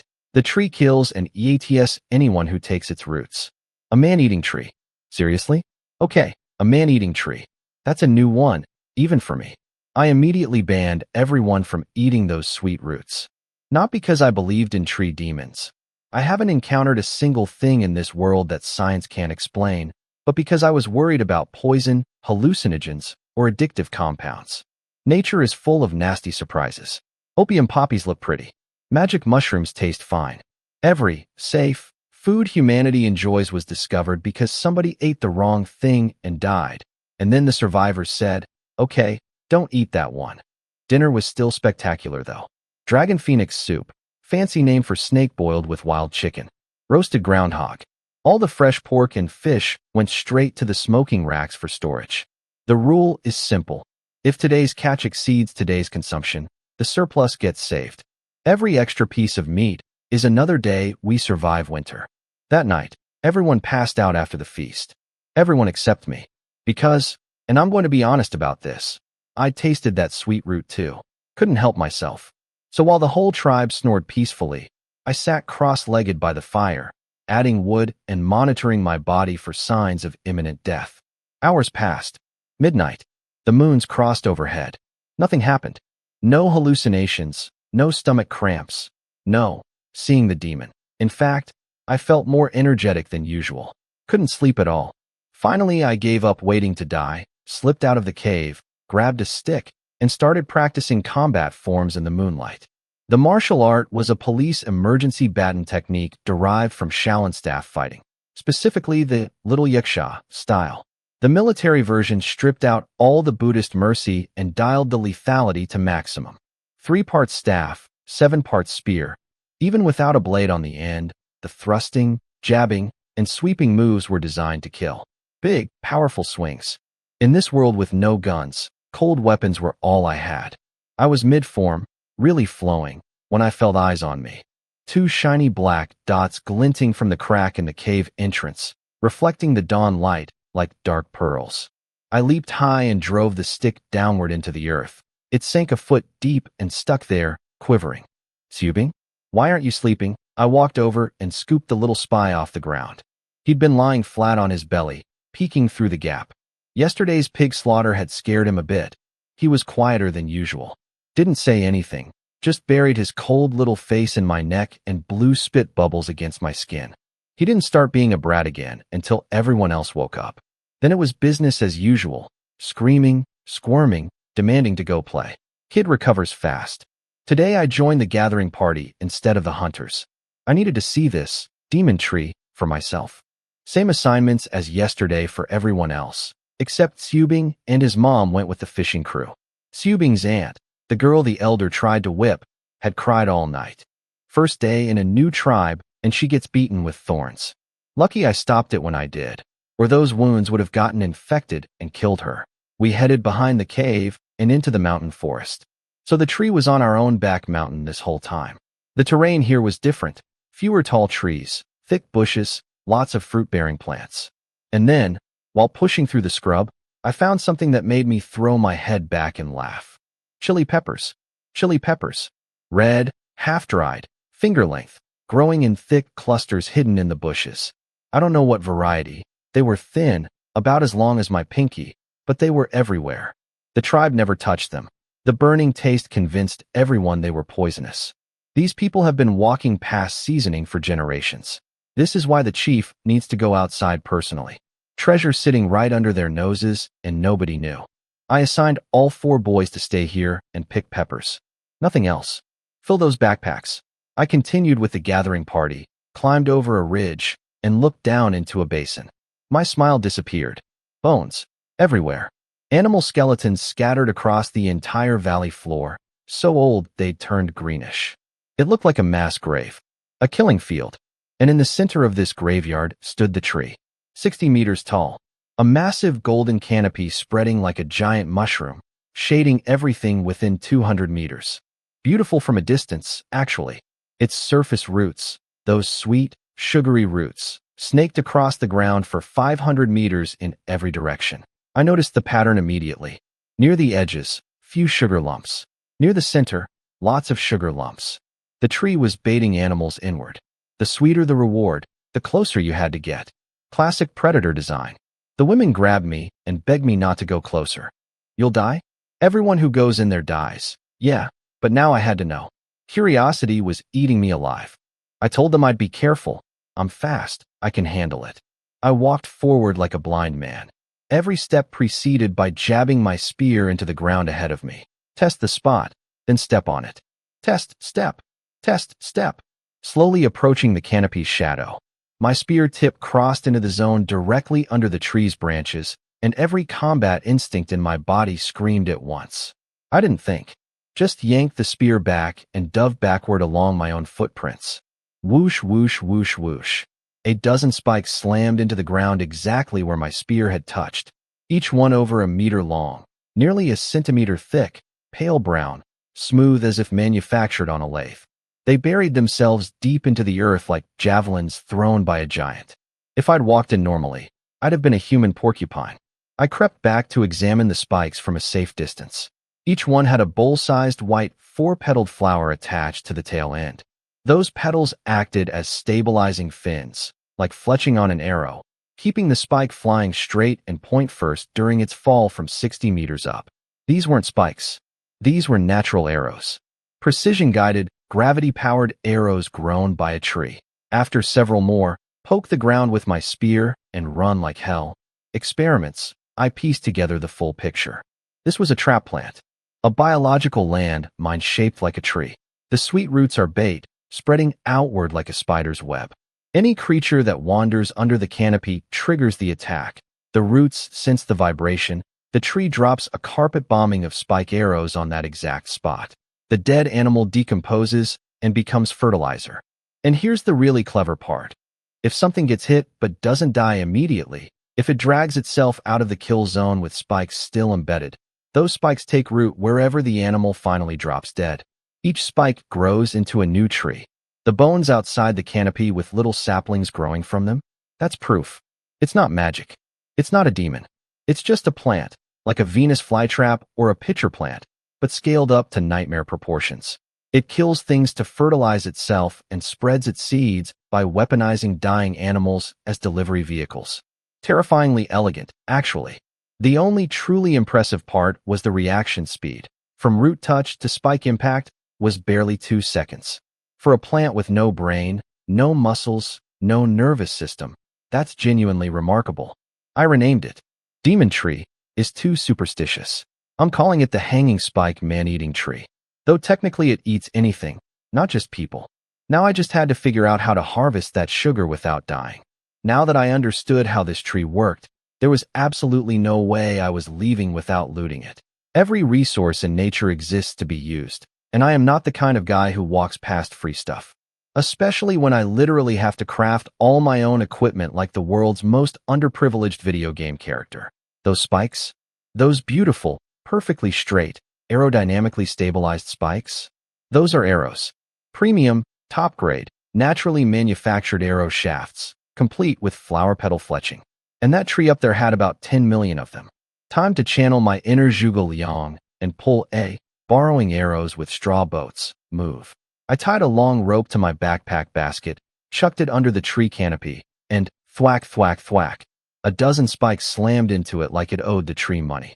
Dragged the basket back, pulled out the spikes, threw it again. Another dozen. I glanced up at the canopy where the remaining spikes hung thick as body hair on a gorilla.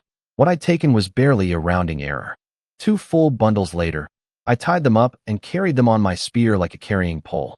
Good haul. On the way out, I told the women, The roots are safe to eat. I'd stayed up all night testing them on myself, no side effects, but only harvest from the outer edge.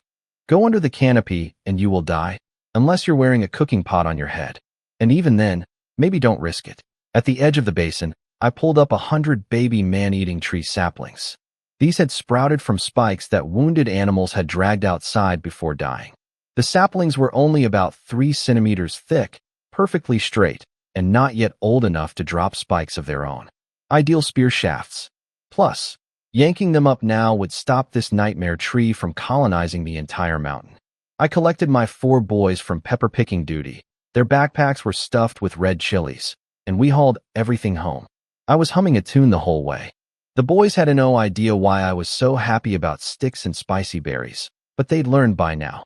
If the chief wants it, it's important. Back at camp, the pregnant women inspected our haul and were thoroughly unimpressed. Peppers? Can't eat those. They burn your mouth.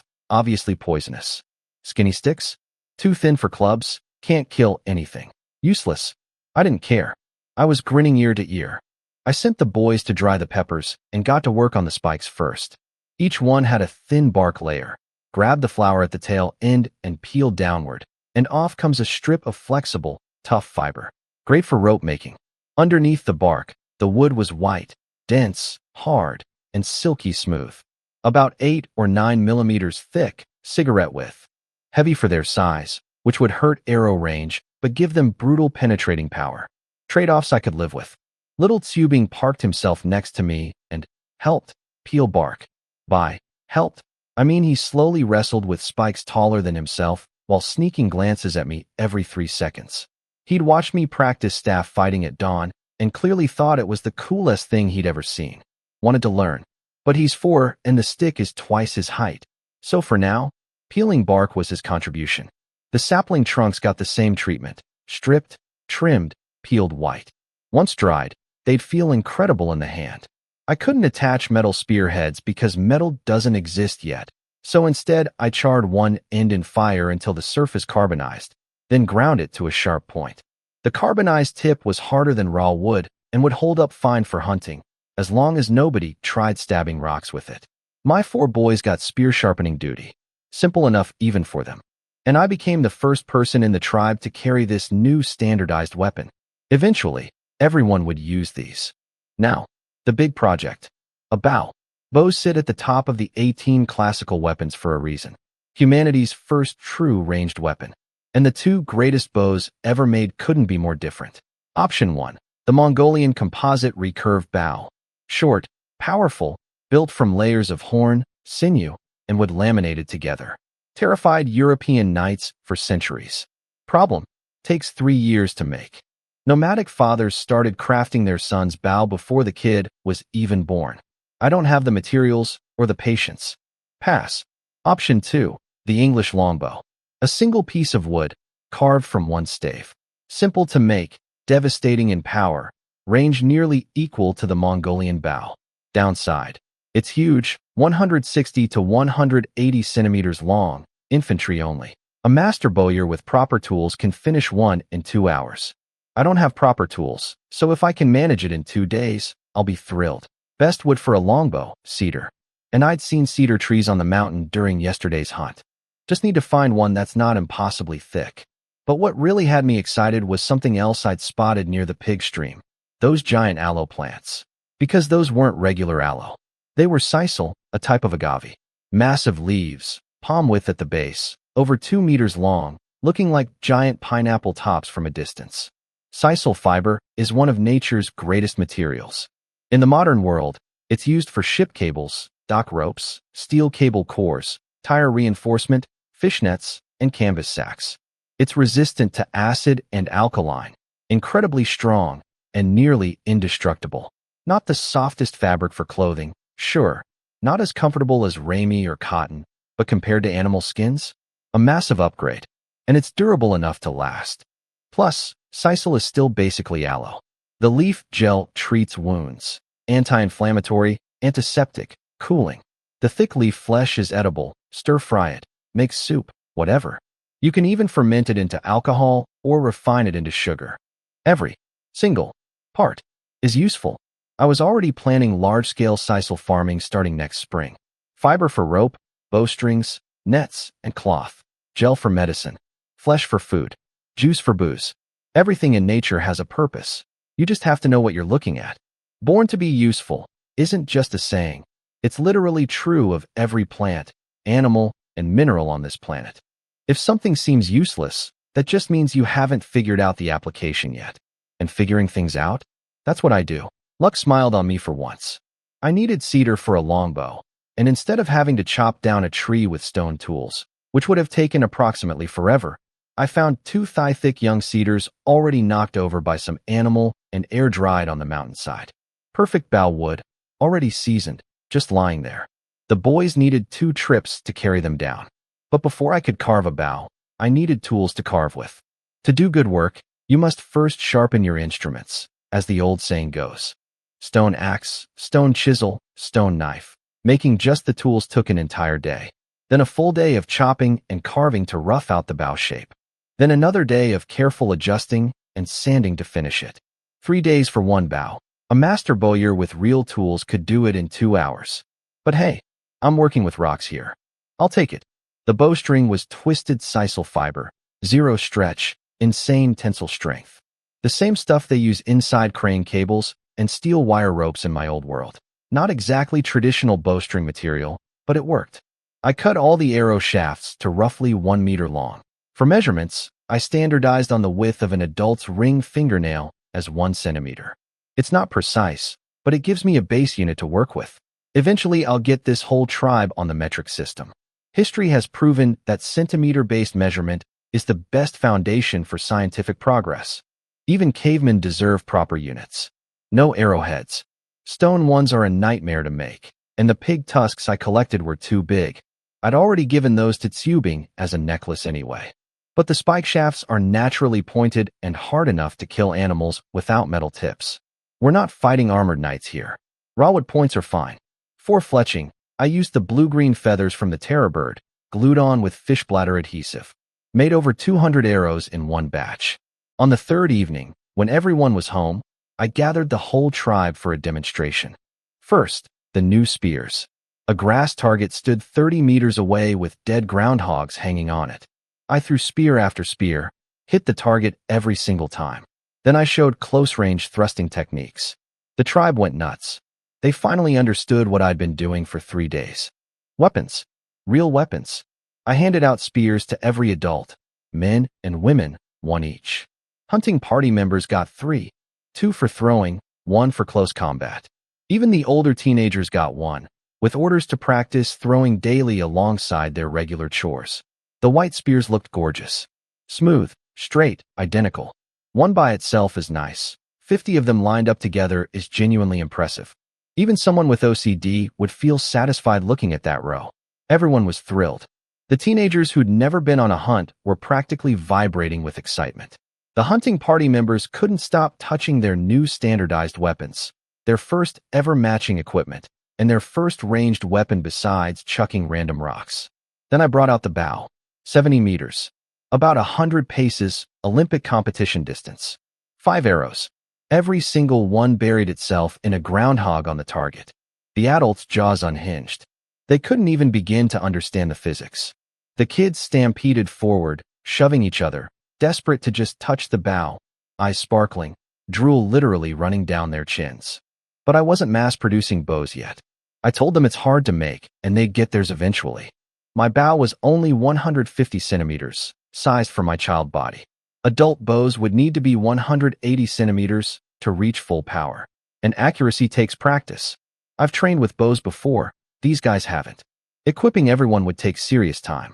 With the weapons rollout done, I moved to the next project, shoes. Those 2 black pig hides had been soaking in wood ash lye for days.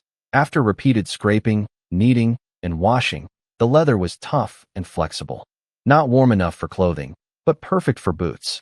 I traced everyone's foot shape, cut triple-layer soles glued together with fish bladder adhesive, pressed flat under rocks. Glued on the upper pieces. No needle, no awl, no stitching possible. Pure glue construction. Luckily, fish bladder glue is strong enough to hold. Only my boots were full pigskin.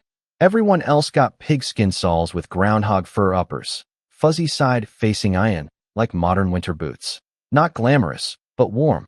Subing's boots I made personally. White rabbit fur, pigskin soles, tall shafts reaching up to his knees, wrapping his little legs in warmth. The kid strutted around showing them off to everyone. Every single person. Multiple times, grinning so hard his face might split. After this shoe-making spree, the tribe's already tiny leather reserves were completely wiped out, and the weather was getting colder every day. I had a deerskin robe and boots, and I desperately wanted pants. Going commando under a robe in winter is not sustainable, but there simply wasn't enough material. If this was the chief's situation, imagine the kids still running around bare-bottomed. How they'd survive this long was beyond me. At least now, everyone got hot soup daily to warm up from the inside. Cripple, meanwhile, had become a pottery machine. Water vats and cooking pots. For per day, dozens stockpiled now. Bowls, so many we stopped making them. 3 per person, and we still had extras. He'd moved on to jars, urns, and plates before I finally told him to stop. New assignment for Cripple. Bricks. No quota. Just make as many as humanly possible. Once we had enough bricks, we could build a bigger kiln for oversized pottery or even construct actual walls. The kids had finished clearing the land around the cave. Our position was solid. Cave facing south, backs to the mountain. Open field stretching 900 meters east to the river, 1,000 meters north to the forest, 1,500 meters west toward Baldy's tribe. Huge open space, all cleared. Ready for building. Ready for farming. If only I had seeds. But for now, at least I could plant the chili peppers. The sisal would go on the back mountain instead. It's a perennial. Plant once, harvest every year forever. And every sisal plant I put up there would squeeze out space from the man-eating trees. 2 birds, 1 stone. With all these long-term projects set in motion, it was time for the big trip. I needed to go far. Find large grazing animals, deer, sheep, anything with fur-covered skin. The tribe needed warm hides, and there were none to be found near the cave. I'd been preparing equipment for this expedition for days, especially the boots. Where I was going, comfortable footwear wasn't optional. I checked my gear one final time. Beechwood arrow quiver with 50 arrows. Any more would be too heavy. Longbow, bird beak dagger, white spear, stone axe. Bundle of bark rope, roll of sisal fiber and thin cord, a fist-sized jar of rendered pig fat, small bag of salt rocks, a fire starter tube, a small clay cooking pot with a bowl that doubles as a lid, and a little packet of chili peppers. The fire starter tube was a hollow pig leg bone stuffed with wood shavings from the bow-making process, smoldering without flame. When I need fire, I just poke out some embers onto tinder and blow. Discount fire starter. Works fine. Everything except the weapons went into a rectangular lidded basket, basically a briefcase made of beech twigs. If I threw on a scholar's robe and stuck a little canopy on top, I'd look exactly like one of those ancient students walking to the imperial exams. Something was missing, though. I could feel it. I scanned the crowd and caught a flash of movement. A tiny figure in knee-high white rabbit boots and a pig-tooth necklace, trying to hide behind his mother. Subing, give me back my water bag. The little thief ducked further behind his mom's legs, hands behind his back. She grabbed him by the collar and dragged him forward. Come on, you brat. Hand it over. Subing's chubby bun face scrunched up, bottom lip trembling. He held out the water bag like he was surrendering his most precious possession. Be good. Stay home. Listen to your mom. I'll be back soon. I ruffled his hair, pinched his cheek, swung the pack onto my back, and turned to go. Wayawa. No go. No go. He launched himself at my leg and clamped on like a barnacle, sobbing into my knee. This kid follows me everywhere. He's the smartest child in the tribe. Under my deliberate teaching, he can already say simple words and short phrases. That's why I like him. He learns. I sighed, put down the pack, and picked him up. Wiped his tears. Then I pointed at the other children standing in the morning mist, naked, shivering, hugging themselves against the cold. I tugged at his little leather jacket. Look, you have clothes. They don't. If they get sick, what happens? You remember being sick? You almost died. I need to go find enough skins to make clothes for all of them. Wait for me at home. I'll come back.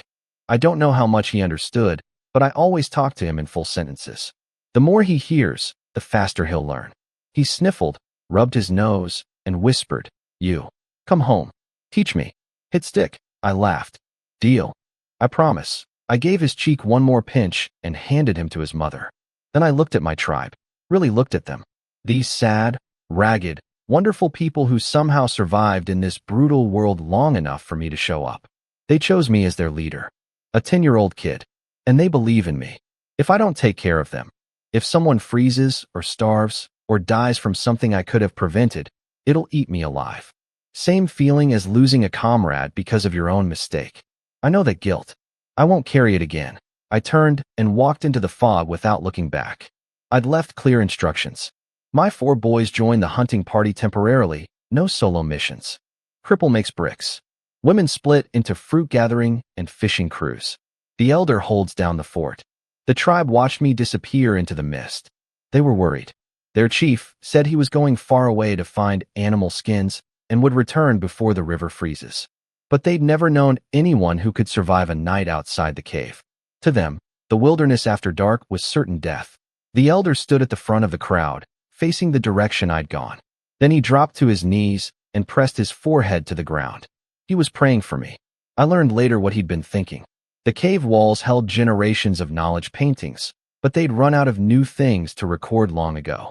Since I became chief, the elder had been painting every single night.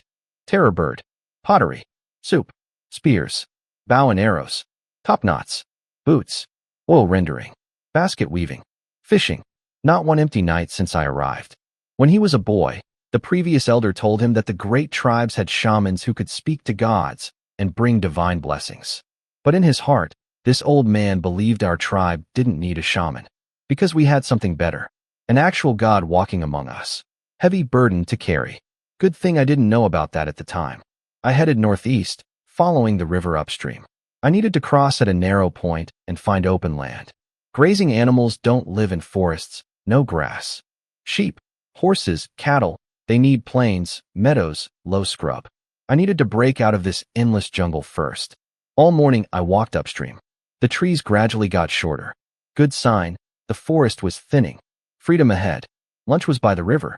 Shot a pheasant with one arrow, plucked the useful feathers, skinned it, rubbed it with coarse salt and crushed chili pepper, wrapped it in leaves, coated it in mud, and roasted it over a fire. Spicy beggar's chicken. In the wilderness. By myself.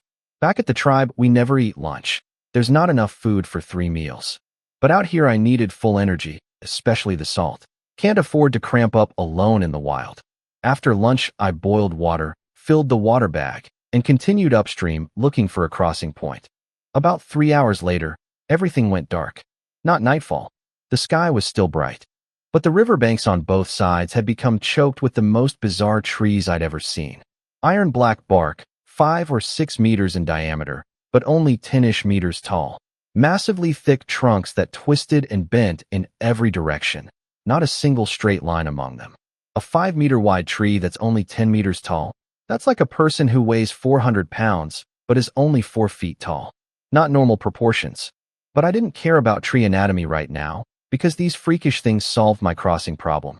The trunks were only about 5 meters tall before exploding into enormous canopies. The branches from both sides of the river intertwined overhead, completely blocking the sky, forming a natural bridge dense enough to walk across. The lowest branches hung just 3 meters above the water. Some thin ones actually trailed into the river. The canopy was so thick that barely any light made it through. Just a few scattered beams bouncing off the mist hovering over the water surface. I stopped at the edge of this dark tunnel and listened. Silence. Complete, total silence. No birds. No insects. No rustling. No splashing. Nothing. A forest this big, with trees this dense, and not a single living thing making a sound. Every alarm bell in my head started ringing at once. This was wrong. Very, very wrong. Dark. Silent. Suffocating. Everything that makes humans nervous, all packed into one creepy river crossing. And this isn't modern times where the scariest thing in the water is a shopping cart. This is actual prehistoric wilderness. I chopped a dead branch, split the top into a cross shape, stuffed it with twigs and dry grass, slathered on some pig fat, and blew my fire starter embers onto it. Whoosh, instant torch. Finally, a little light. A little comfort. A little, please don't eat me, energy. I climbed up onto the natural bridge of interlocking black tree branches. Sturdy? Yes. Slippery? Extremely. The bark was smooth to begin with, and a thick layer of moss on top made it feel like walking on an ice rink smeared with butter. I couldn't walk, only inch forward grabbing branches overhead for balance. Then, right in the middle of the river, it happened. A drop of burning pig fat fell off my torch and hit the water. Splash. Something massive rolled over beneath the surface. The mist swirled. The water surged. Every hair on my body stood straight up. Oh, thank God I didn't try to swim across. Who knows what's living in a prehistoric river? I am a genius. I kept crawling. At the midpoint where both trees' branches overlapped, the path was so thick with wood I had to put the torch aside and hack through with my axe. The black tree wood was incredibly hard. Each swing sent numbing vibrations up my arm. And then the torch fell. In the flickering light as it dropped, I saw something through the mist. A flash of silver, massive, just below the surface. Then a mouth exploded out of the water. A mouth full of triangular teeth the size of a child's palm. It swallowed my burning torch in one gulp. OWWW. Splash. Crash. What the? Is that a fish? Since when do fish scream? Who taught this fish to yell when it gets burned? The thing had swallowed a flaming torch and howled in pain before crashing back into the water. The impact wave hit me like a truck and knocked me off the branch. I barely caught the trunk with both hands, dangling over the water, legs swinging wildly. Below me, the creature was thrashing. Water churning, waves everywhere. I kicked my legs up in a panic, swinging like a pendulum on a playground, and finally hooked both legs over the branch. Safe. For now. I had about 2 seconds to catch my breath before it came back. Silver flash. That nightmare mouth launched out of the water and clamped down on my backpack, still strapped firmly to my body because I'd tied it extra tight to prevent exactly this kind of scenario. Well, it worked. The pack didn't fall off. Instead, the fish dragged me into the river. Son of a glub glub glub glub. Your mother, huge mouthful of river water. The creature's jaws were stuck around my pack. Too wide to swallow, too strong to crush. It started whipping its head side to side, trying to shake free, and I went along for the ride like a rag doll in a washing machine. Worse than any roller coaster I've ever been on, and I've been on military transport helicopters in sandstorms. I wrestled my bird-beak dagger out of my boot, slashed through one shoulder strap and the waist cord, and managed to twist around to face the monster. Pitch black water. Couldn't see anything. Just felt the massive head thrashing. I grabbed the remaining strap with one hand and started stabbing the thing's skull with the other. 2 deep hits. The thrashing got worse. The creature launched out of the water with me still attached, soared through the air, and slammed back down. Stars everywhere. More water in my lungs. My brain was bouncing around my skull like a pinball. Blood pouring from 2 deep wounds on its head. The creature went berserk, ramming through the water in random directions. I saw rocks ahead. The riverbank. Now, I rolled sideways and climbed onto the creature's head, riding it like a bucking bull. Spotted an eye. Huge, round, no eyelid. I drove my dagger into the hilt, then shoved my entire arm in after it and stirred. The creature froze for 1 perfect second. I ripped the knife out. A geyser of red and white brain blood sprayed from the socket, and jammed it into the other eye. Punched straight through the skull from one side to the other. Blood and brain matter fountained from both eye holes. The thrashing weakened to twitching. Then nothing. I floated on my back, completely spent, staring at the dark canopy above. If there's another one of those things in this tiny river, I quit. I'm done. I'll live in a tree forever. After lying there long enough to partially recover, the fish had gone belly up, silver-white stomach pointing at the sky. But my backpack was still jammed in its mouth. Of course it was. I'd made that pack from beechwood branches specifically because they're nearly indestructible. Great craftsmanship. Terrible timing. I swam to the far bank, found a strong vine, threaded it through the creature's destroyed eye socket, and dragged 5 meters of dead fish onto shore. Used up every ounce of strength I'd just recovered. Lying next to my kill, gasping, I finally got a good look at it. Just a fish. A catfish-looking thing with a red head, silver body, no scales, about 5 meters long with a diameter of over a meter. Ugly as sin. I stripped naked, grabbed my axe, and started knocking out its teeth. Over 50 triangular fangs, each the size of my palm. Had to remove every last one before I could pry my backpack free. Equipment check. Salt and chili peppers were in snakeskin bags, bone dry. Everything else survived. The half chicken from lunch was waterlogged garbage now, but that's the only loss. And, miracle of miracles, the fire starter tube was dry. The wooden plug held, embers still glowing inside. I was just thinking about building a fire to dry my clothes when I heard footsteps. From the forest, I turned around. A woman, pale white skin, long tangled hair, wild-eyed with terror. A little girl clinging to her side. Both staring at me, a naked, blood-covered child standing next to a 5-meter dead river monster. They screamed. I probably screamed too. They bolted into the trees. The woman dropped something round as she ran. I walked over and picked it up. A wooden bucket. A wooden bucket. Carved from wood. By people. There's another tribe out here. And they know how to work wood.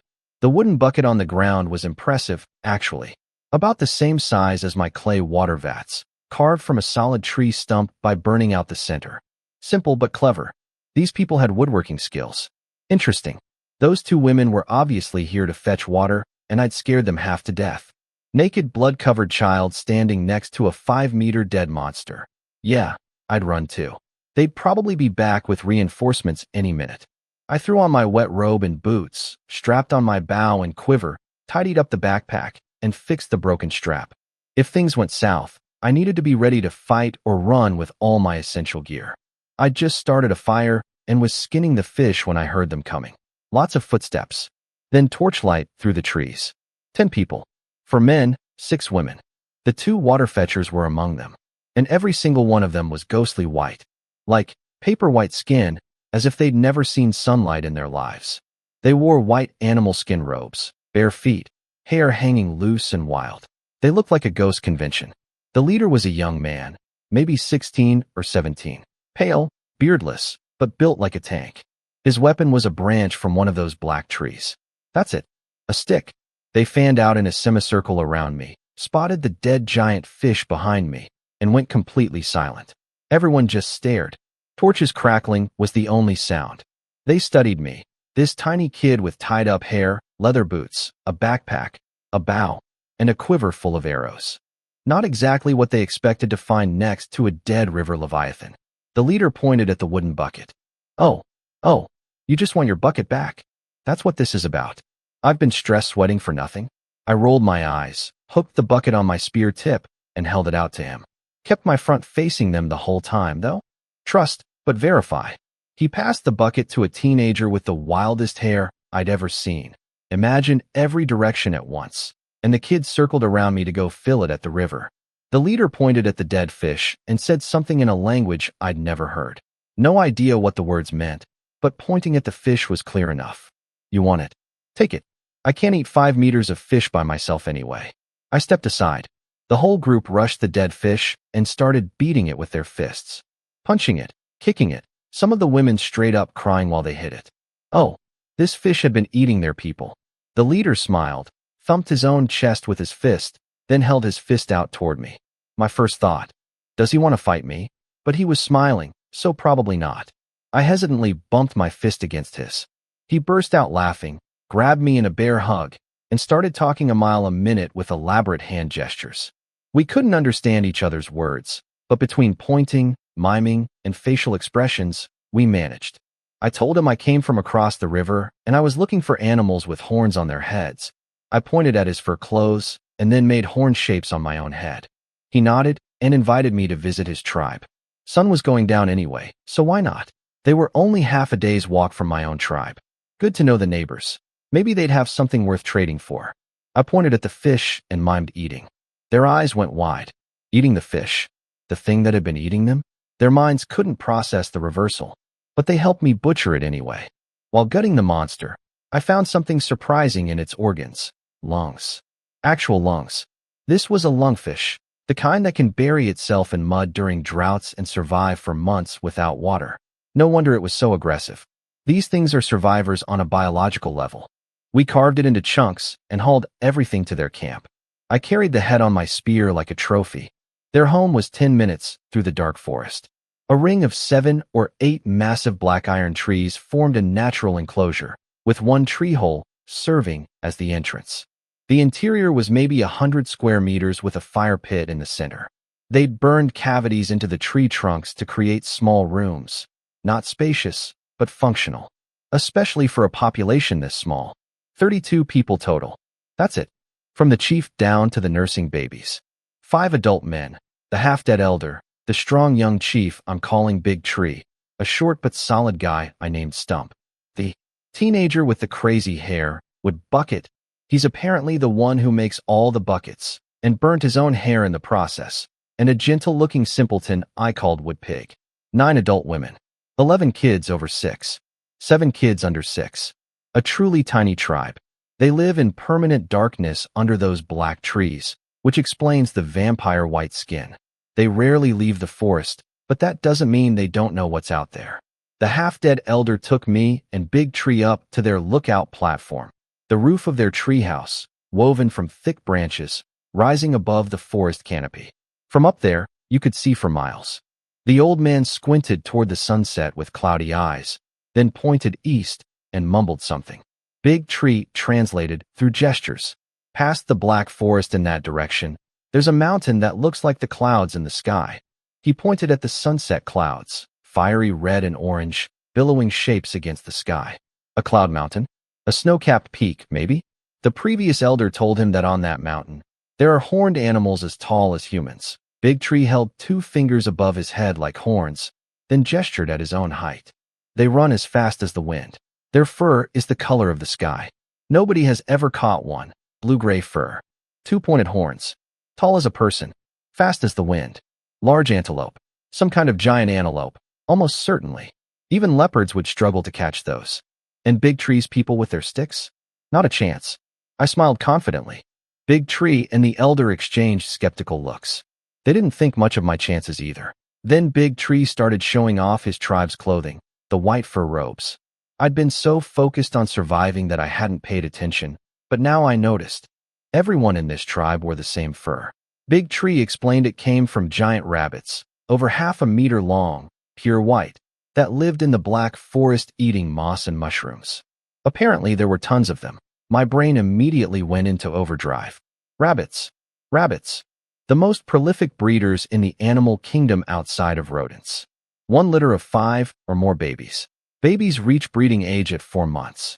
1 litter every 2 months after that. If I could bring back just 2 breeding pairs. 2 pairs. 6 litters per year. 5 per litter. That's 30 new rabbits in year 1. Then the babies start breeding at 6 months, and suddenly you've got geometric growth. Within a year, I'd have hundreds. Unlimited fur. Unlimited meat. Self-replicating clothing material. I may have drooled a little. Sunset meant nothing in the black forest. It was dark before, dark during, dark after. Just dark. The tree tribe were great hosts, though. We sat around eating roasted fish. Their first time eating fish, by the way, since up until today they'd only ever been eaten by fish, and they kept bringing out local specialties. First, a fruit shaped like a plum but tasting like an apple. Sweet and sour. Not bad. Black Forest exclusive, apparently. Then Wood Bucket, the kid with the burnt crazy hair, brought me a wooden bowl full of red liquid that looked disturbingly like blood. I hesitated. Everyone else was drinking it happily. I took a tiny sip. Salty. Not great. Big Tree flexed his chest muscles and told me this stuff makes you strong like him. I almost laughed out loud. Dude, this is just salt water. You're drinking mineral-rich tree sap and acting like it's a protein shake. I've got actual refined salt in my pack, but I kept my mouth shut. Can't flash too much wealth around strangers. Last thing I need is to get mugged for seasoning. After dinner, Big Tree offered me a tree hole room to sleep in, then mentioned he was taking his people out to hunt. Did I want to come? Night hunting? Oh, of course. Rabbits are nocturnal. These people hunt in the dark because that's when the prey is active. Smart. I said yes immediately. 11 of us headed out. 5 men, 6 women. The tree tribe's weapon of choice was interesting.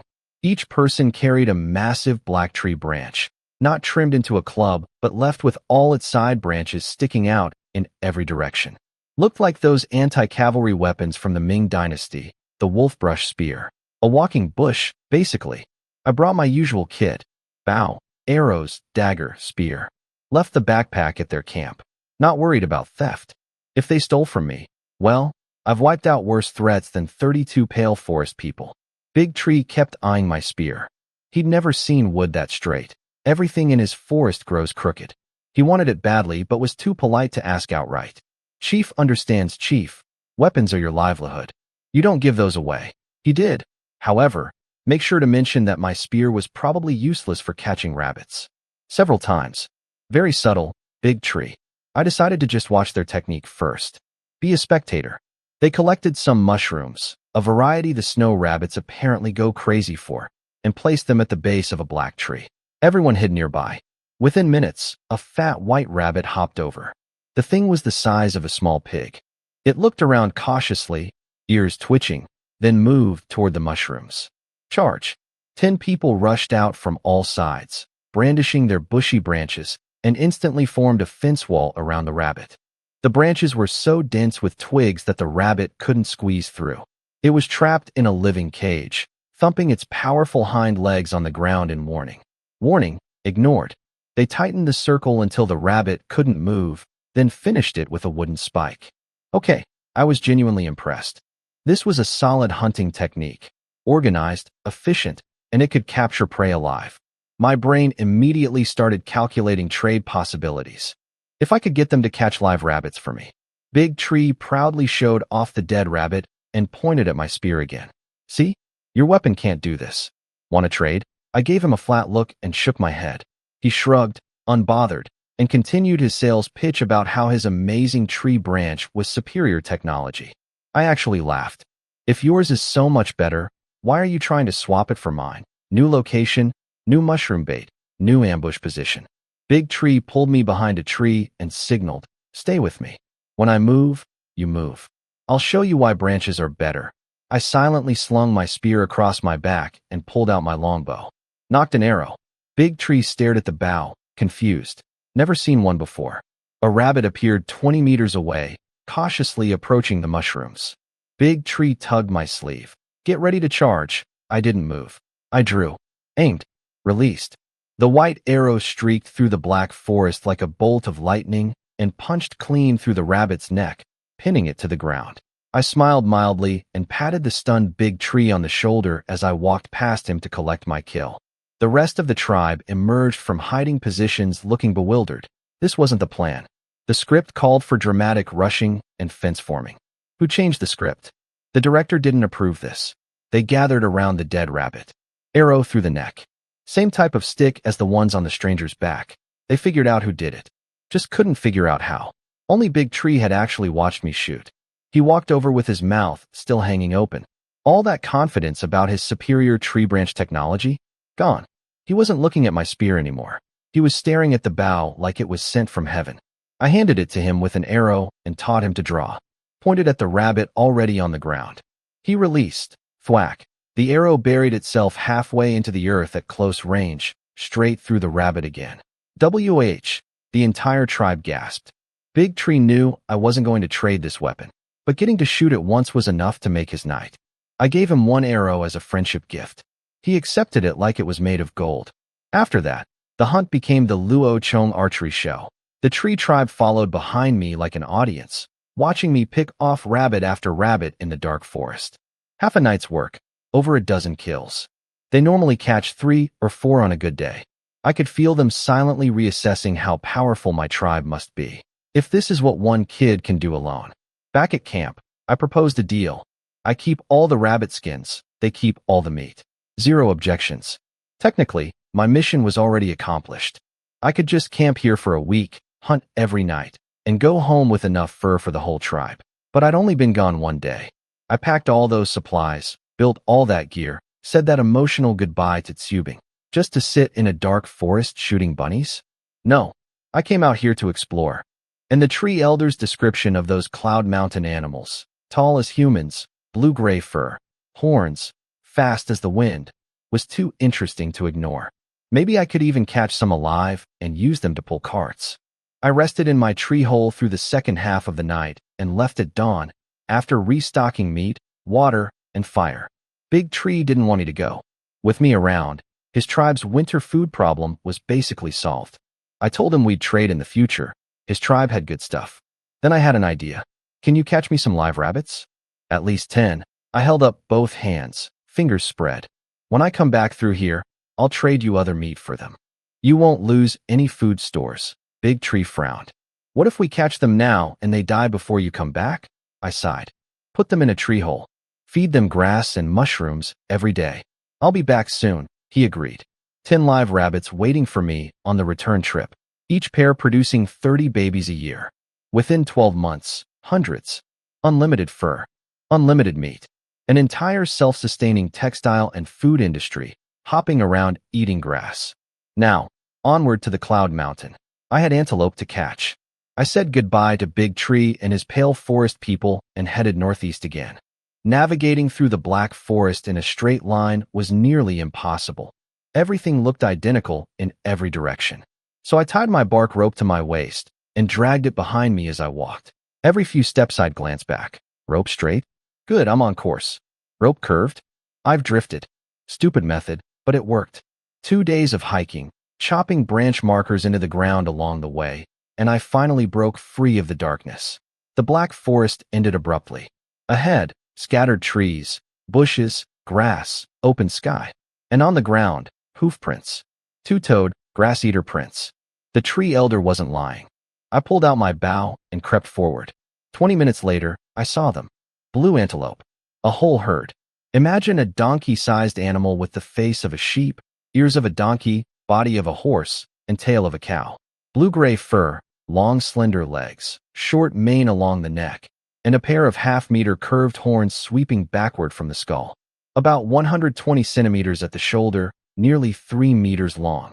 My first thought, I could totally use these as pack animals. My second thought, those horns could gut me like a fish. Blue antelope are aggressive. Even the females fight each other over territory. If I charged in there and they decided to gang up on me, I'd end up as a kebab. The herd was small, 17 total. 1 adult male, easily identified as the biggest. 8 adult females. 8 young ones. It was mating season, which meant the bull was the key. Control him and the females would follow because, well, they need him for obvious biological reasons.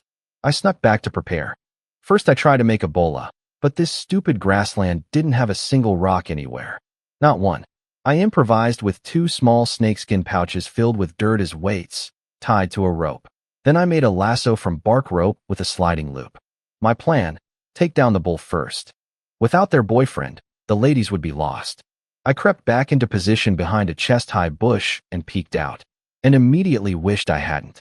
The bull was, actively engaged, with one of the females, in broad daylight. No shame whatsoever. Just going at it like there was no tomorrow. My eyes. My poor eyes. But also, perfect opportunity. He literally cannot run right now. I retreated 2 steps, started spinning the bola, and the whistling noise made the herd perk up. The females formed a defensive circle, heads out, horns forward, calves tucked behind them. Classic formation. Very disciplined. The bull and his girlfriend? Completely oblivious. Too busy. Couldn't be bothered. The world could end and they wouldn't notice. I launched the bola. It whipped through the air and wrapped around both their hind legs simultaneously. Thwack, thud. Bahhhhh. They crashed to the ground together, tangled up and howling. I honestly couldn't tell if that was a scream of pain or the other thing.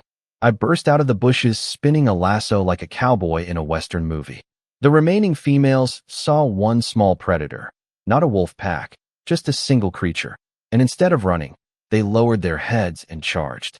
Horns forward, pointed directly at my vital organs. Oh, you're coming to me? With your heads extended? Horns sticking straight out like convenient handles. Don't mind if I do. I whipped the lasso and snagged 2 females by the horns. One immediately tried to spear me, lunged forward, and got yanked back by the other one they were now tied to. I hauled the rope tight and lashed their horns together. More females charged. I dodged between them like a matador, ducking, weaving, looping rope around anything that moved. Neck, leg, horn, if it stuck out, it got tied. 3 more tangled together. I threw my full body weight onto the rope and dropped to the ground. Thud, thud, thud. 5 females hit the dirt, all hopelessly knotted together, thrashing and bleeding. Some had rope around their necks, some around their legs, all furious and going nowhere.